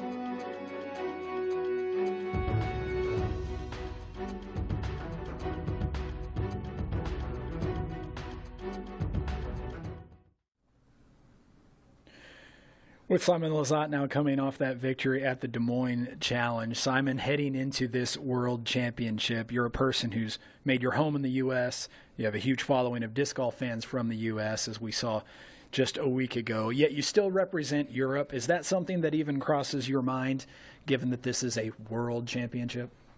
I mean, of course. It was always kind of sad, sad to see at the European Championships, we would have like 20+ nations represented. And sometimes at the World Championships, it would be less than 10, especially obviously the last couple of years. It was always rough. And I think last year at the World Championships, they didn't even have a German flag there as a country represented because my PDGA, I guess, says that I live in Shrewsbury, Massachusetts now. So that was overlooked. That hurt a bit, I got to be honest. But no, I'm full-on European. Even though I live here, that doesn't really change my nationality. So I represent Germany. Do you feel any sort of pressure, or maybe even better than that, a sort of pride trying to represent Europe and bring home major championships for Europe? Yeah, in the history of the sport, it hasn't happened too many times that a European has won a major, and never Worlds. Mm-hmm. So it would be a huge honor, and obviously one of my lifelong goals to be the first European to achieve that. You were very hot early in 2022. People may have forgotten that you finished second here at the Dynamic Disc Open before going on to 2 back-to-back tour victories at OTB and in Portland. Then there was a little bit of a lull before you came roaring back last week. What was it that started clicking again and enabled you to take down that victory last week? I wish I would have a good answer to that. I'm not sure. I kind of always, my approach to the game is pretty laid back and kind of just don't overthink things. Just maybe play 1 practice round. Sometimes I'll play 2, but I try to keep it extremely simple. Just not to drive myself crazy, because disc golf, once you have the physical skills and the technique down, it all happens in your head. It's all about confidence. And I mean, everyone builds their confidence in a different way. And for me, building confidence is by not overthinking shots or situations. So I just try to keep it super simple. And the lull, I mean, I guess the courses were a bit different. And in Stockton and in Portland, we played pretty wide open on ball golf courses and stuff like that. And then Des Moines last week was also a pretty wide open course with not too much that can go wrong. So, and my putter at all 3 events that I won, my putter has been the hottest it's been all season. And that's just, I don't know, for me with my putting style, the spinny putt, it's not quite as consistent as most push putts because the timing has to be just right. So I don't know. It's hard to explain what happens when, but obviously the putter is always the biggest thing. And for me, the courses, which out here also are suitable, I'd say. You talked about your laid-back nature. That is in stark contrast to your typical gallery. Your galleries have gotten large, they're loud, they're boisterous. Do you feel that energy on the course and feed off of it, or do you have to focus in at the task at hand and wait until that last putt drops before you can turn your attention to, I don't know, say running around and doing a high-five victory lap? That's actually a pretty tough question to ask because it all comes down to my mental mindset of the day. Like, I often have to talk myself into being more relaxed and being okay with people yelling stuff at me. It happens all the times. Like, it gets crazier every year, and people yell random German phrases at me, of course. So I have to deal with a lot of distractions on the course, and that's part of being a pro athlete. And there is a really fun and cool side to it, but I have to admit that sometimes I get maybe a bit annoyed when I hear like the same 10 things yelled at me every other round. So it's okay. It doesn't distract me too much. I think it's part of it. What's it going to take for you to take down Europe's first PDGA world title? In MPO, that is. I like the fact that I won. This was my first big tournament win in the U.S. in 2014. Actually played Jones back then and Country Club at way different layouts, but same location, so that's cool.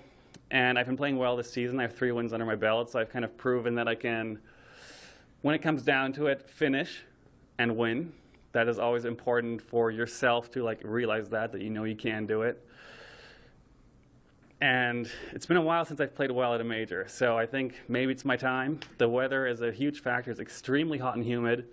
I think it's really important that this week your snack preparation and water on the course is going to be a huge factor, so I'm prepared for that. And one of my new favorite snacks, PB&J sandwich. Crunchy peanut butter is the way to go. Simon, Donka, here's Terry. Yo. Well, I have to follow that up with, is it Jif or Skippy? What's the peanut butter then? Peter Pan, local course. There you go. Perfect answer. I want to go back to what you were just talking about a moment ago, that big win in 2014, very different courses, but yet winning here at what was then the Glass Blown Open, that was a big deal. That, of course, helped put you on the map even more so. What do you remember about that event, and do you forever carry those vibes around? Yeah, it was not just a big deal for me, but for European disc golf, because, I mean, I think Marcus Shellstrom did a pretty big U.S. tour way back in the day before my time. But ever since that, not many Europeans have made the jump, and especially not like me, make like the full-on, full committed jump over the pond and play here full-time.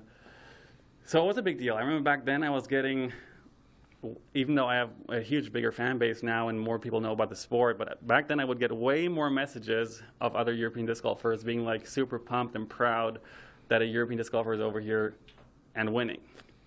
Nowadays, I think a lot of people forget, like we talked about earlier, that I'm European. And I think, even though I don't win that much, I think people kind of expect me to now, so it's less exciting. Well, everybody wants to see you perform well because you're such an entertainer and you're a nice guy. I want to ask a little bit more about the prep. We saw you get into town just yesterday, and you talked about how you don't want to overthink preparation. Is one round per course, is that going to be enough, for 1 day per course? Is that going to be enough for you? It's got to be at this point. it has to be enough. I flew in yesterday morning. I had a lot to do at home. I'm getting married next week. So it could be a really killer year for me if I do well this week. Baby, marriage. Yeah. And then I'm going to, actually, that's going to lead me right to my next one. In the last 3 years, which of course had COVID and everything else, but in the last 3 years, you've won a combined $46,894 on the course. Mm-hmm. This year, you've won $45,149. So you've almost matched your previous 3 years of effort out on the course. Does it get any bigger than this, other than winning the world title? I mean, financially, this year has been extremely nice. The boom of disc golf is a huge thing, and Discmania is just in a great position right now, so I can't complain. And the 3 tournaments I happened to win, I think, were the 3 biggest Pro Tour pay-wise of the year as well, so I'm happy for my son that he's going to have it easier in the future, hopefully. Starting that college fund nice and early. The last question then is, and I know you've kind of already touched on it, but we need to hear it straight up. What would it mean for you to win the world title here this week? Probably way more than I would admit right now, because I have to talk myself into that this is just another Pro Tour, or even lower than that. It's like another A tier, B tier, whatever. We're just out here throwing discs. And I don't even want to think about, I already do think about it way too much, but I have to tell myself to stop thinking about it. So, yeah, it would mean way more than I would say right now, but it would be crazy. I don't know. Simon Lizotte. Just another win. Just another win. Well, going for another big one this year, the biggest of your career. We wish you the best of luck, everyone. We'll be right back. See you tomorrow.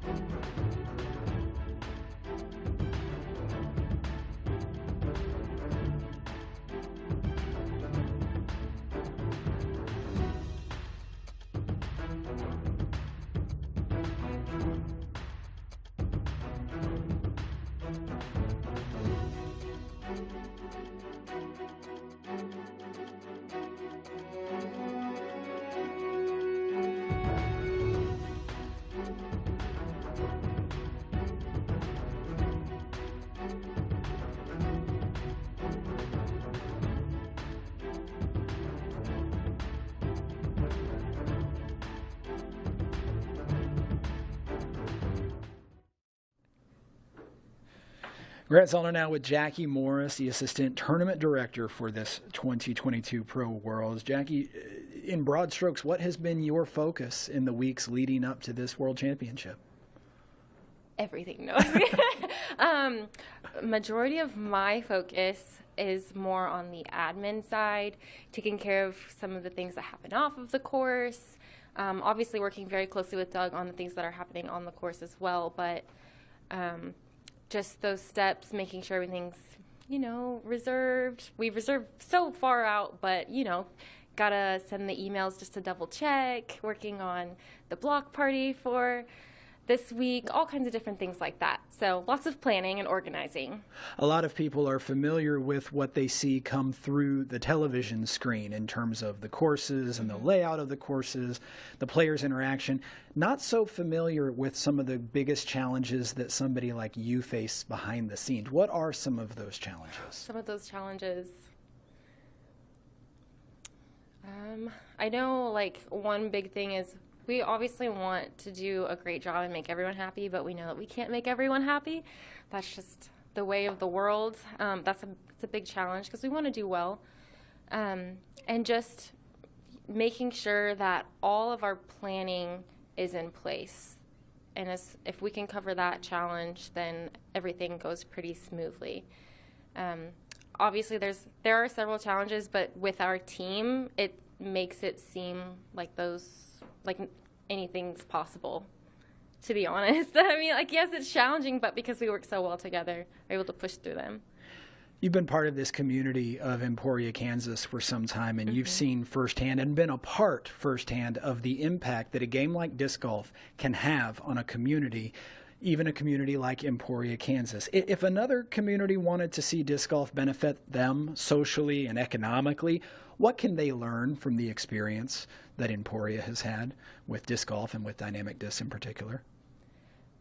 It's great for the town, and they can learn, kind of like that great economic growth there on that side. But it brings more than just that to the town. It brings exposure, it brings relationships, friendships, all that good stuff. Disc golf is a community of its own, and when you bring that community to your community, it's a whole other experience, a whole other elevation to your community. So bring the disc golf community to you, and you'll make your community even better.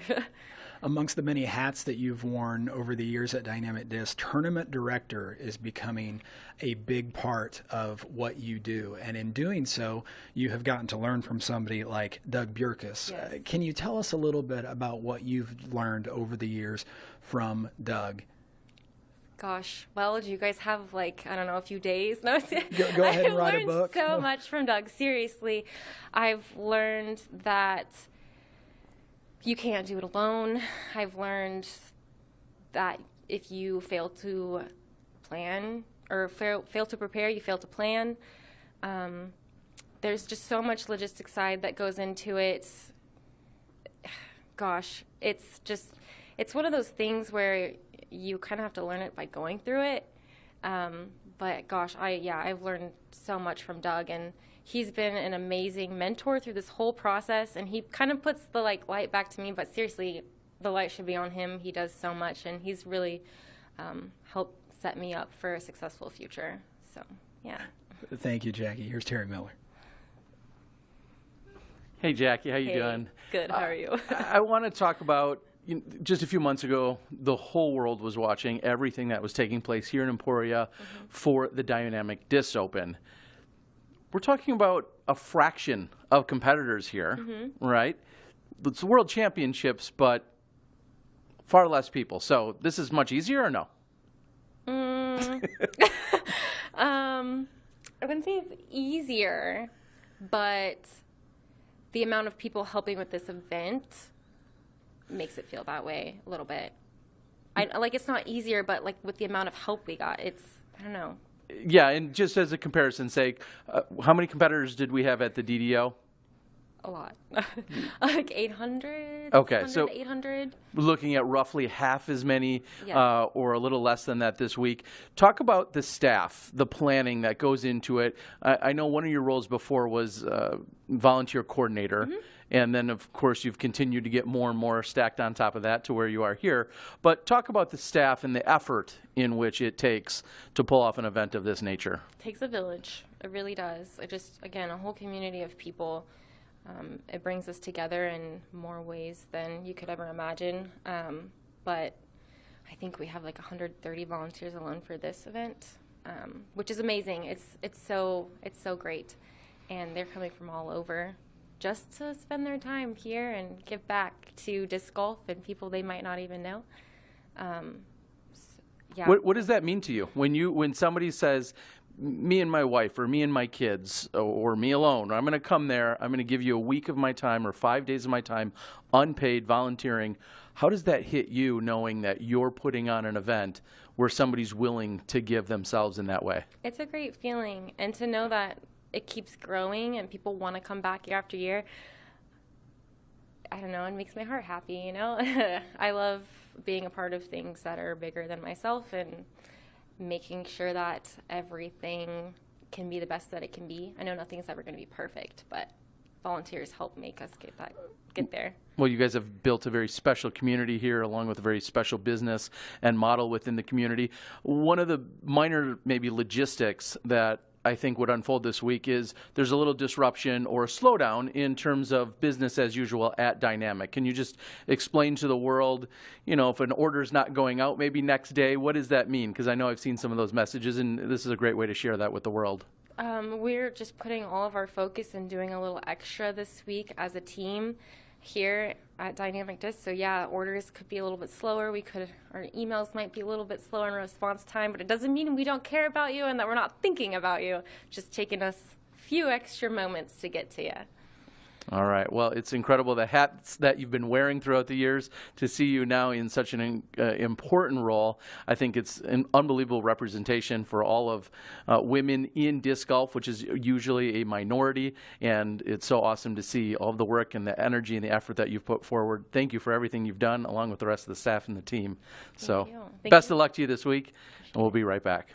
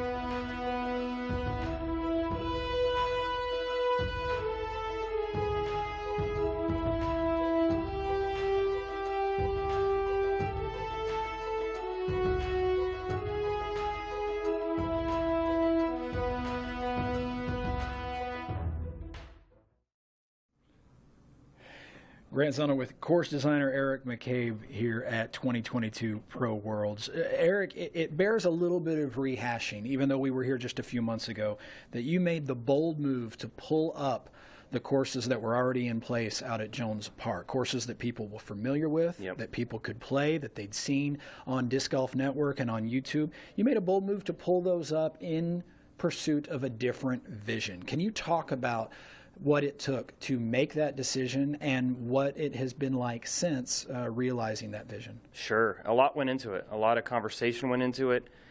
Both were very sentimental to me, as Jones West was the first course I ever played. Jones East was the first course I ever designed. So it kind of like, you know, I lost both my babies. What can I say? You know, the way the sport is going, the growth, everything like that, the courses, Jones West, unfortunately, we're just losing trees left and right, and it just became a wide open, you know, Heiserfest, really. I mean, at the end of the day, that's really what it was. And for us to have to go out and just completely just rework everything and put in this big, beautiful championship level course is what we needed. And what a lot of people don't realize that we have a Supreme Short course as well. We pulled all those baskets for this week, obviously, but there's a shorter course that plays throughout the park as well. And it's got a lot of great feedback on it. And you know, it's been a process. You know, a lot of old school locals were a little, you know, disappointed, I guess would be the right word, in the beginning. But I think what they've seen has really evolved into really enjoying the layouts out there. Plus, we got Peter Pan, which is, you know, one of the best 18-hole courses in the town. So yeah. It sounds strange and maybe even sacrilege to call the Dynamic Disc Open a trial run, but in the terms of this World Championship, the most recent playing of the Dynamic Disc Open was something of a trial run. Can you tell us some of the feedback that you got, both as an observer, but also perhaps from the players and even the spectators after DDO, and what adjustments they have prompted you to make in setting up the courses this week? Yeah, so there's a few changes out there at Jones. There's not a whole lot, but the biggest thing we heard was the wind, you know, and let's be honest, April and May historically is the windiest month on record, both of them. So, you know, we're looking to move the Dynamic Discs Open maybe later in the season, and this week's looking fantastic, by the way. 5 to 10 mile an hour all week. People are saying you got to bring your overstable stuff. You know, I don't think it's going to be like that this week. I think it's going to be more controlled shots and keeping things in the fairway. But back to topic, a couple things that we did change were a couple shorter baskets for the FPO layout. OB lines are pretty close to the same as they were, maybe a couple tweaks here and there. But, you know, for the most part, we took what the players said and what they would like to see changed and changed as much as we possibly could. You know, I mean, a couple things we weren't able to quite change, like a couple of the holes that maybe have a backup on. You know, we tried to renumber some holes, so instead of playing 7 and then walking across the road, now you kind of walk across the other road, and tweak the layout a little bit in that regard, and hopefully for better flow. And I think it's going to be results in smooth play. You know, the conditions are going to be great. I'm just excited. I'm just excited to be here and watch everybody play this course. Here at the Country Club, changes often come across the screen, at least, as being more subtle. They're just not quite as obvious. Players might disagree because they are right there on top of new out-of-bounds lines. Can you describe, if any tweaks, major or minor, over here at the Country Club layout? Yeah, one big change is hole 12. It's a brand new hole. It was just kind of like one of those blah holes before. It was the one kind of back in the corner with the big mushroom-looking tree in the middle of the fairway. And we decided to turn into a lengthy par 3 for MPO, and it's a par 4 for the FPO. So it's about 450 feet uphill, about 400 to clear. So it's a risk-reward type of a shot. And we just wanted to add a little bit more length and add a little bit more of a challenging par 3 on that. And going back to Jones, one thing I did forget that we did change was hole 1, which is a big change. We added a whole nother layer of limestone on the back wall to kind of help entice people to go for it. We also added about a 35 to 40 foot drop zone in hopes of adding more people going for it instead of just seeing those players just lay up and then throw across. And I think the conditions are really going to help with players wanting to attack that green. Good stuff. Thank you, Eric. Here's Terry Miller. Hi there, EMAC. I want to put us both in the Wayback Machine. Ooh. A little over 12 years ago, 12 years and a month ago, I was watching you tap in for your World Championship title, 2010 in Indiana. You had a 5-stroke lead, so it was a commanding lead and victory that you took down. Now here you are as a World Championship course designer, an employee at Dynamic Disc, a staple here in the community, a coach at ESU, all these additional accolades in addition to being a world champion. What does that mean to be here with all of those titles, to have the world here literally in your backyard? Makes me sad I didn't sign up, I guess, maybe a little bit. I contemplated for hours on deciding if I wanted to sign up and play this event, and I chose not to just because I haven't been playing. I think I've averaged 1 tournament a year the last 2 or 3 years, and just being here and seeing the play, being front row seat on these courses that I helped put in the ground is really where my head is at these days. I don't have that competitive side as much as I did before. I've moved on to a lot of other things like the coaching gig that you kind of touched on there. But yeah, having Worlds back here again, you know, actually the last World Championships I played in was 2016 right here in Emporia, Kansas. So that was the last one I competed in, and maybe the last one. You never know. Who knows? Maybe some Masters Worlds, possibly. or you could still hang in the Open division, most certainly. Answer to any critic or someone that might challenge out there and say, well, this course is designed for blank, and they feel like there might be some favoritism or you had a person or a type of player in mind. Whatever criticisms, as we all get as course designers, absolutely. What would you say to anyone when you're talking about that course design process for challenging our top-level disc golfers? Sure. The biggest thing I think I've seen or read about was it's just a hyzer fest. Let's just go throw 4 hyzers and make a putt. Well, people that are saying that have actually never been to Emporia, Kansas and played these courses, because that is 100% not the case. You either love the OB or you hate the OB, but without the OB, this course would be the most boring course around, and just long throwers would just take advantage and win the event by many, many strokes. You know, out here there's a lot of really long holes, but you don't have to be throwing in the MPO division 500-600 feet in order to score out here. You know, I've gone out and played and shot very well on these courses, throwing average 450 on some of these holes. So nice controlled shots. Those players that can throw like a 450-foot fairway driver, controlled shot, I think you're going to see them toward the top. All right, and the last question, which has a little bias to it, or I'm looking for it, is who would you pick? Who are you picking? Who are you looking at this week to be maybe front runners or favorites? I'm not going to say any names, but I will say we're going to see I think we're going to see a repeat champion and a new champion. That's all I'm going to say. I'll let you guys think about that for a little while. Twitter's already on fire. All right, here's Matt. He's got more for you. All right. Hey, Eric. Hey, Matt. Which aspects of these 2 courses are you most proud of? Whew, that's a great question. Probably Jones, I think, just because I literally grew up across the street from Jones Park. So I spent my entire childhood running around Jones Park, so always wanting to make that into something very special. You know, Country Club has been here for years. This layout has been pretty similar for many, many years, but what we've turned Jones Park into is just something special. And what about these 2 courses belongs on the world stage? Why here? I think why here is a list of things. You know, the courses are great. They really are. You know, a lot of players online may not. I've seen like it's kind of boring. I don't really want to watch these long throwers just throw. But if you're here, it's actually some really great golf to watch.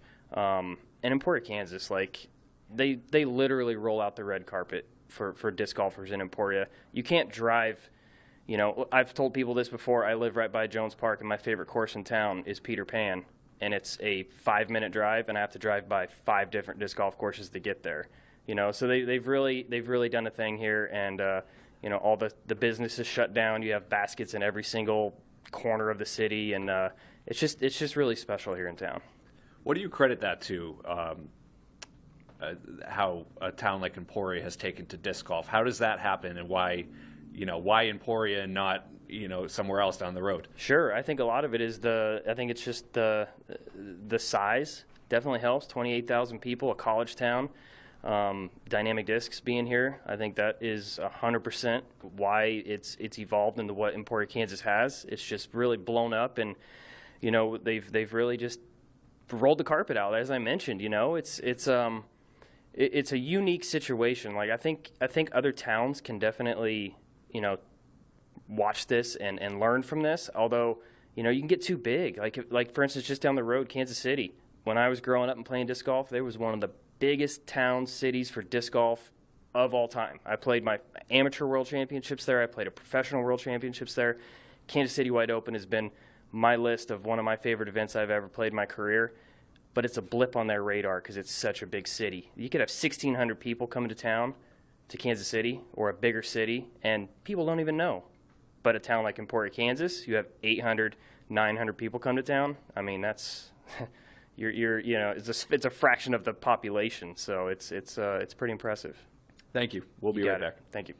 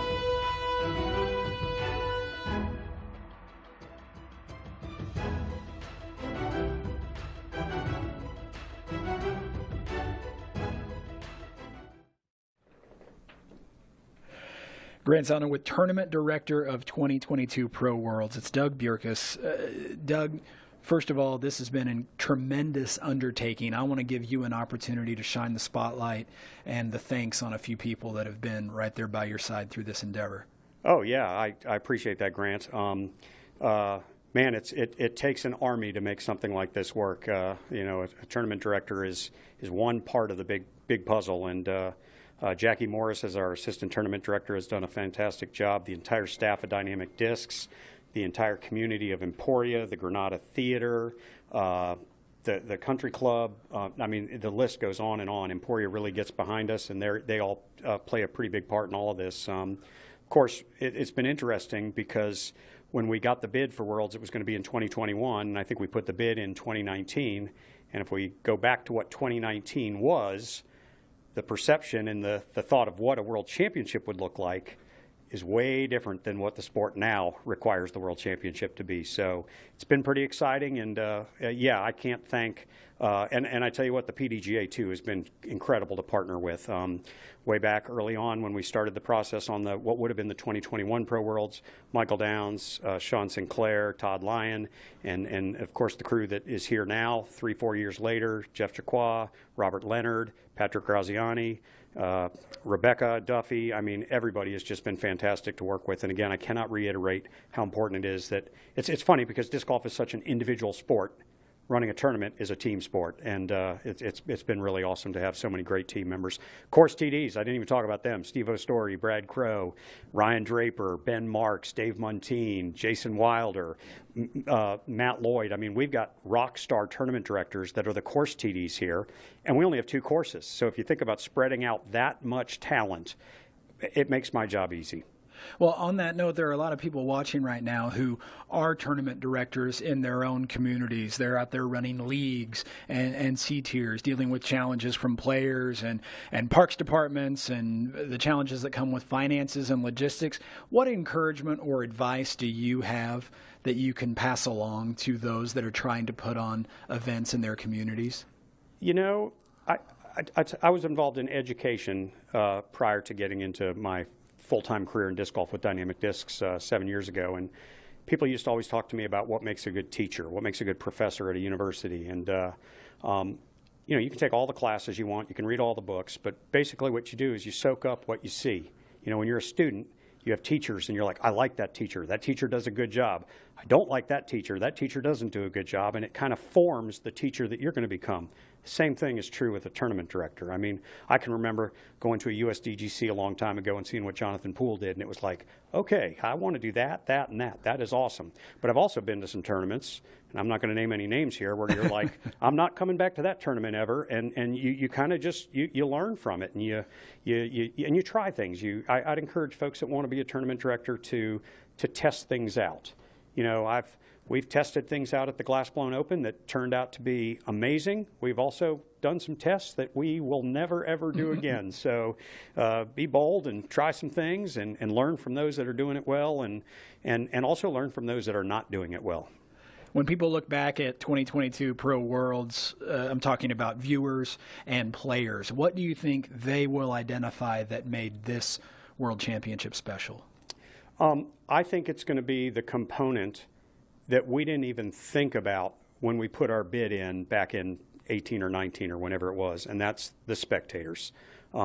We have an incredible number of spectators, specifically on Saturday, that will be here. And we've had big crowds in Emporia before, but not like this one. And I think that people are going to look at these spectator ropes here at the Country Club on Saturday, and you're going to see, you know, I don't want to say a number yet. We'll publish what that number is when ticket sales are all finished, but there are going to be a ton of people here, and I think that excitement of the crowd, the energy of the crowd, is just going to fuel the competitors as they play disc golf. And I honestly think that people are going to go, man, all those spectators, that was just awesome, and that's one of our goals. So I hope that's what people remember, as well as, of course, whoever wins these championships, they're going to be cemented in the history of disc golf, and you know that's going to be very special. Whether it's a 1-time, a 2-time, a 3-time, a 5-time, a 6-time, whatever it is, this is going to either start a legacy, continue a legacy, or maybe put the cherry on the top of a legacy, and that's kind of cool to be a part of that. You've helped set up very capable people like Jackie Morris for success, and it's been said that you're going to be stepping back a little bit from tournament directing after this event. What are you going to do with yourself? What are you going to be focused on? Well, in December, I was fortunate enough to be named the president of Dynamic Discs, and Jeremy Rusko has put a lot of faith in me to lead the direction of the company.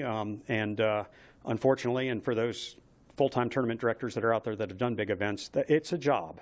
I mean, it's a legitimate job to do it right, and unfortunately, you can only do so many jobs at the same time. So I'll still be around Dynamic Discs, obviously, but I'll be looking at some bigger picture things and turning it over to Jackie and the rest of the team. The things that Emporia has been known for events, that legacy will continue, and it's going to be in good hands. But I'll still be doing disc golf stuff, just not probably in news conferences like this anymore. Thanks for all you've done, Doug. Here's Terry Miller. And good afternoon, Doug. I know you've probably got a lot of things on your plate right now, but I want to quickly just bounce back to what you said about the spectators. Clearly hoping for, you know, maybe even a record-setting spectator attendance and turnout here. They're going to all enjoy it right here on site. All of our live viewers are going to enjoy it. Some of the naysayers may say, why are we here again when we just saw the Dynamic Disc Open? So my question to you would be, was there ever a consideration? There's a lot of clubs and hosts and tournaments that say, hey, we're putting on a major later. We're going to forego our regular event. But you guys didn't do that this year. So what was that conversation like within Dynamic Disc? That's a great question, and it all boiled down to we fought hard. There was some conversations about us only running one event. Unfortunately, though, we've been experimenting with some courses. Emporia isn't necessarily blessed with some amazing terrain that just builds these fantastic courses, and we have to be creative to create tests for disc golfers. And many of the listeners out there might recall that we needed a second course to go alongside the country club course here, and Jones East is a decent course, Jones West was a decent course. We went with Jones Gold. Jones Gold we thought was a great idea. In fact, when we put the bid in with the PDGA, we said we were going to create this new kind of combination course between East and West. Well, we tried that at the last Glassclone Open, or maybe it was the first Dynamic Disc Open when we changed the name. I forget exactly the year. And again, this goes back to being a TD. Sometimes you try things and you're like, yeah, we don't want to do that again. And that Jones Gold course, although Eric did a great job putting a safari-type layout together, it wasn't, we made the decision it wasn't going to be a professional World Disc Golf Championship course. So we actually pulled everything off of the Jones Park property and created a brand new course that I'm actually very proud of. In fact, the feedback we got, and it was a little tough when we did run the event this spring. There was just a touch bit of wind, and which doesn't exactly give it a true representation of what it actually is. But we talked to the PDGA and we said we really want to run that event because we need to work out some kinks. And I'm glad we did, because we changed a few tee pads, we changed some OB, we changed some drop zone rules. And I don't think it's a good idea to run a world championship on a course that has not been played by the pros and where we've gotten some feedback. I really regret that, and I don't regret it because I'm not in charge of the weather, but I regret that we didn't have a little better weather that week. But we had to do it. Now, if we get the privilege 10 years from now to run another world championship or something like that, hopefully it'll be on a course that continues to improve. And we do. We work all the time. I think many people have probably seen the changes to the Emporia Country Club course. I mean, every year we make some tweaks. We try to make it better. We try to add some challenge. And so the reason we did both events, which is not good for our sanity, but we needed a test drive. A few days ago, I believe I saw, and this is a little more personal, but I saw that your daughter, our 2018 world champion, Paige Shue, has made the decision not to come compete here at the World Championships. Did you have a conversation with her about that? What was that like? I must have said something that upset her. No. We had the opportunity. Dynamic Discs is really focused on growing disc golf in South America and Mexico right now, and we had the opportunity to go down to a tournament the first week in August, just south of Mexico City, largest disc golf tournament ever in Mexico. So that's pretty cool. I was at one point part of the largest disc golf tournament in the U.S. Now that's no longer the case. Thanks to my friend Nate Heinold, but we were part of that, and unfortunately, myself, my wife, and Paige all got COVID somewhere between the last day of that tournament and when we got back here, which meant Paige had to stay in Emporia for another week.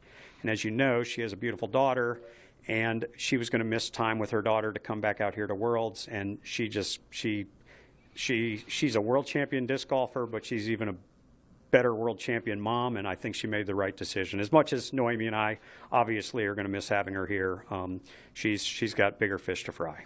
Yeah, and of course we wish her and the family the best of luck. And then maybe the last question I have for you is, speak just for a moment about the family-like atmosphere that is here. We use the hashtag Frisbee Family, and Worlds for so many years, for decades, has been treated as this family reunion of sorts for all of us. What is that like for you when we're all here in Emporia for the World Championships? It's good. I love to see that. I think we're at a crossroads as a sport, though, as we become a bigger and more mainstream sport.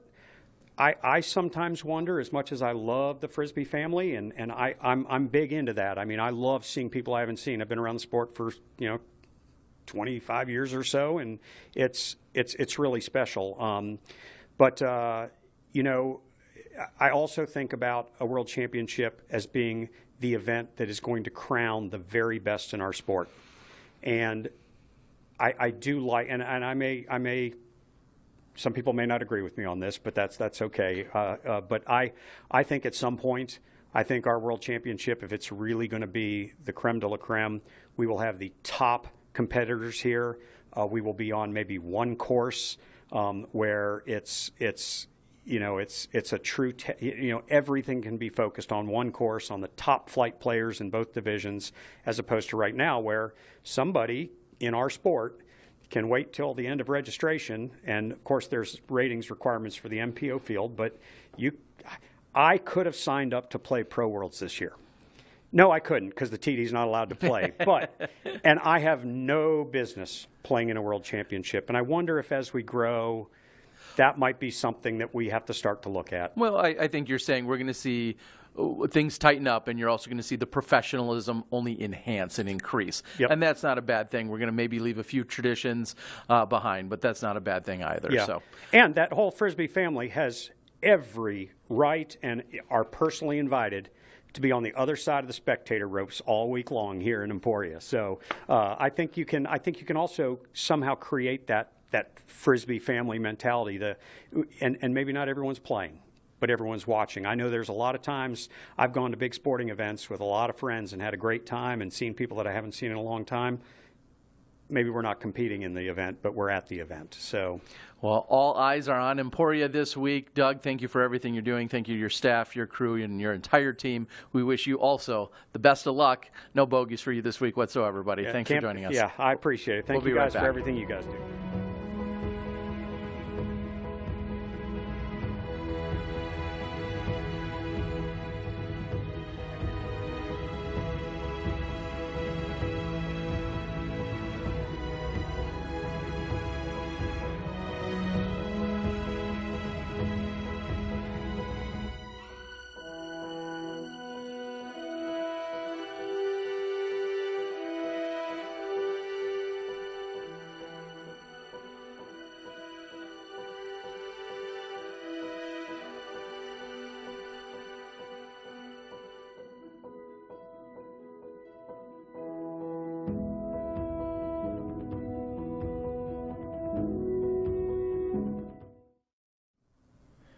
Grant's Honor welcoming in Jeff Jacquart, the Director of Competition at the PDGA, and as that, a new role for you starting this year, this calendar year. What can you do to help us understand exactly what that role is? Well, as our sport has been growing like leaps and bounds the last couple of years, we just need more PDGA staff to break away from their multiple duties that they've been doing. So this role is kind of a combination of maybe Big Dog's role, Michael Downs' role, the old Sean Sinclair role, kind of wrapped into this new competition director, where not just I, but now an expanded team of 3 others as well, can focus in on operations and logistics on coordinating all the major events that the PDGA supports. And there's 11 of them. So if you break that down, and there is about 3.5 months where we're out on the tour with everyone else at all the majors, on top of some of the elites, trying to coordinate all these other events to make them as incredible as possible with our local hosts. Let's talk about those local hosts a little bit. We call them the local organizing committee, and they do a great deal of the work that it takes to put on an event. Can you walk us through some of the high points in terms of the relationship between the PDGA and these local organizing committees? Of course. And it's going to be really hard to follow Doug. That was just an incredible interview. But it's really important that the national organization and each one of the hosts make sure we're on the same page to make the event as successful as possible. What the PDGA starts off with is we're really in charge of registration. So if, as Doug already mentioned, all these other events, the TD has already so many different levels and responsibilities on their shoulders, at least taking away one element of a major event like registration is one of the things that the PDGA is really in charge of. Then once registration is set, we're constantly working with the local host on course design. As Doug already mentioned, we had the ability to come out to the Dynamic Disc Open, critique and tweak some of the holes for this event, make sure all the sponsorships are moving forward. Now we're looking at spectator controls, the quantity of spectators at each course. It really is a partnership to make the event succeed. We can't do it without cooperation from the local host. The local host really can't do it without cooperation and leadership from us. So it's always an evolving partnership between the two, but we're getting better and better with every event that we're going to. And there are certainly events of all different shapes and sizes. This one this week, though, is the biggest one in many ways. What can you do to advise those that might want to put in a bid and host their own PDGA Professional World Championship at some point in the future? There's a couple big differences between the Pro Worlds and all the other events that we've been coordinating with. The one here is the length and the difficulty of the courses. The #1 players in our sport are at such a level of playing the game that no one else can really repeat. It's hard to imagine how we're going to design courses in the future when they're constantly throwing 600 feet with a putter someday. So the first word of advice is it's much more space than you really think you need. These 18 holes are really massive, but they also have to be well designed, and hopefully a mix of courses as well, not just open, not just wooded, but maybe a combination of both of them. But then on top of that, you also have to think about where and when do you need volunteers, what's that quantity, what's their subject area of expertise, and now, as Doug mentioned, is spectators. Do we need to redesign a hole so the spectator flow is a little bit easier between those two flows? And it's really hard for tournament directors or others that have been involved with long-term course design to kind of think outside the box and say, what's going to happen with the spectators, or now even media? Do we need to place a tee box a little bit different so we have a really good angle from the camera? So we're still a young sport, but these Pro Worlds are it, and course design is really difficult because there's a lot of different opinions out there as what it's going to take to come up with the best course design, but they did a really, really good job here in Emporia. If a group wanted to put in a bid for this or any other PDGA major, what would their first step be? To prepare a bid document, and all that detailed information is available on our website. We're currently accepting bids for 2024, and again, there are 7 of them that we own. So there are 7 potential sites that can have bids prepared for 2024. And it's really putting together what that local host can provide.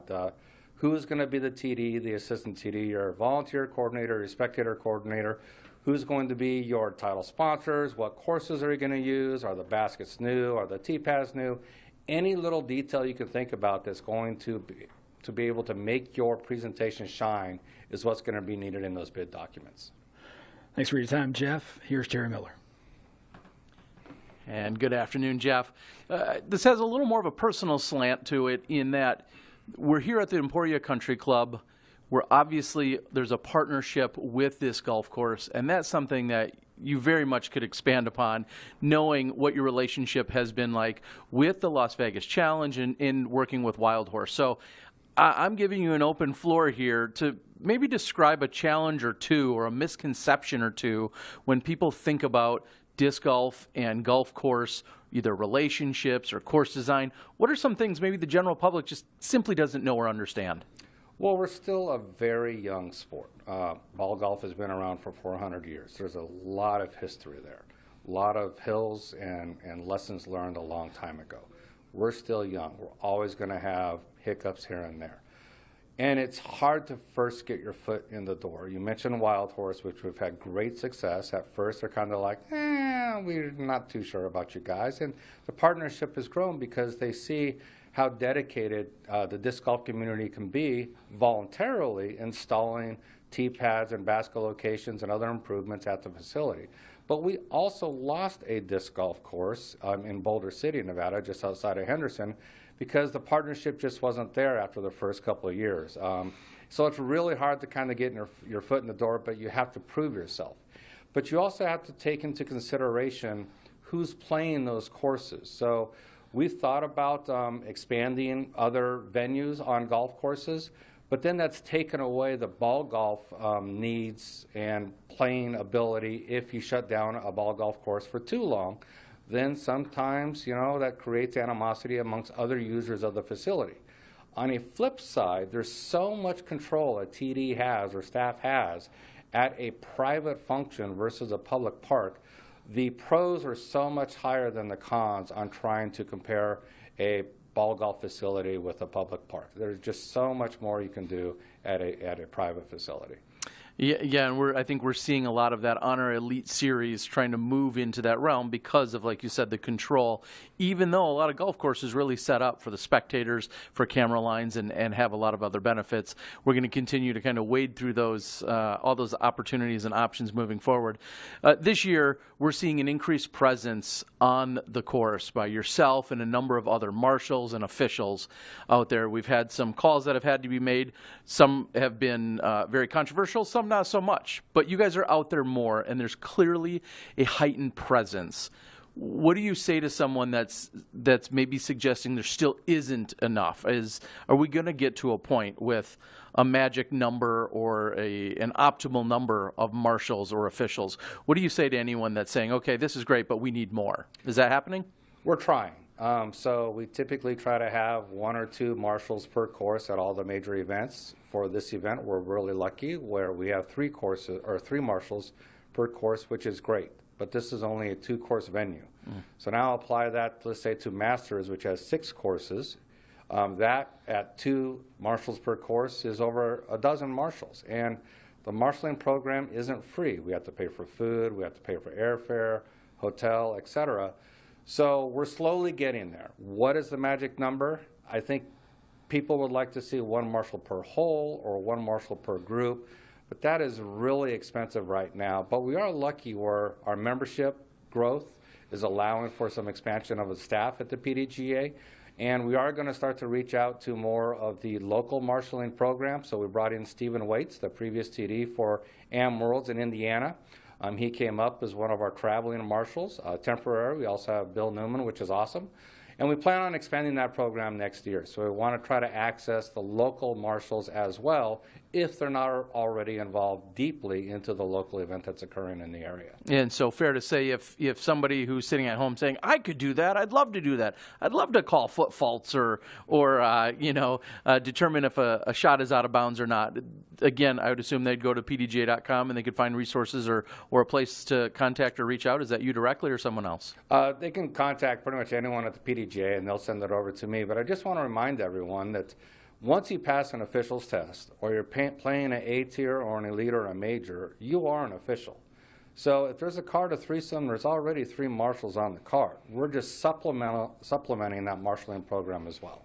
All right, and final question here is, you're now full-time, and I know you were doing disc golf, of course, with running your tournament and disc golf promotions, full-time with the PDGA. Are you playing more or less golf than before?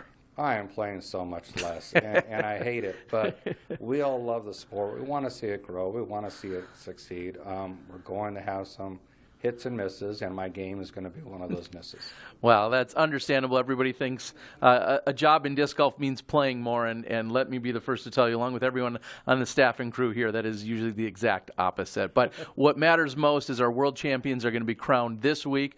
We're looking forward to it. You're going to see all of the action on the Disc Golf Network. Make sure you're tuning in every morning for the FPO and the afternoons for the MPO. We're going to have bonus content available throughout, along with all of the post-production, of course.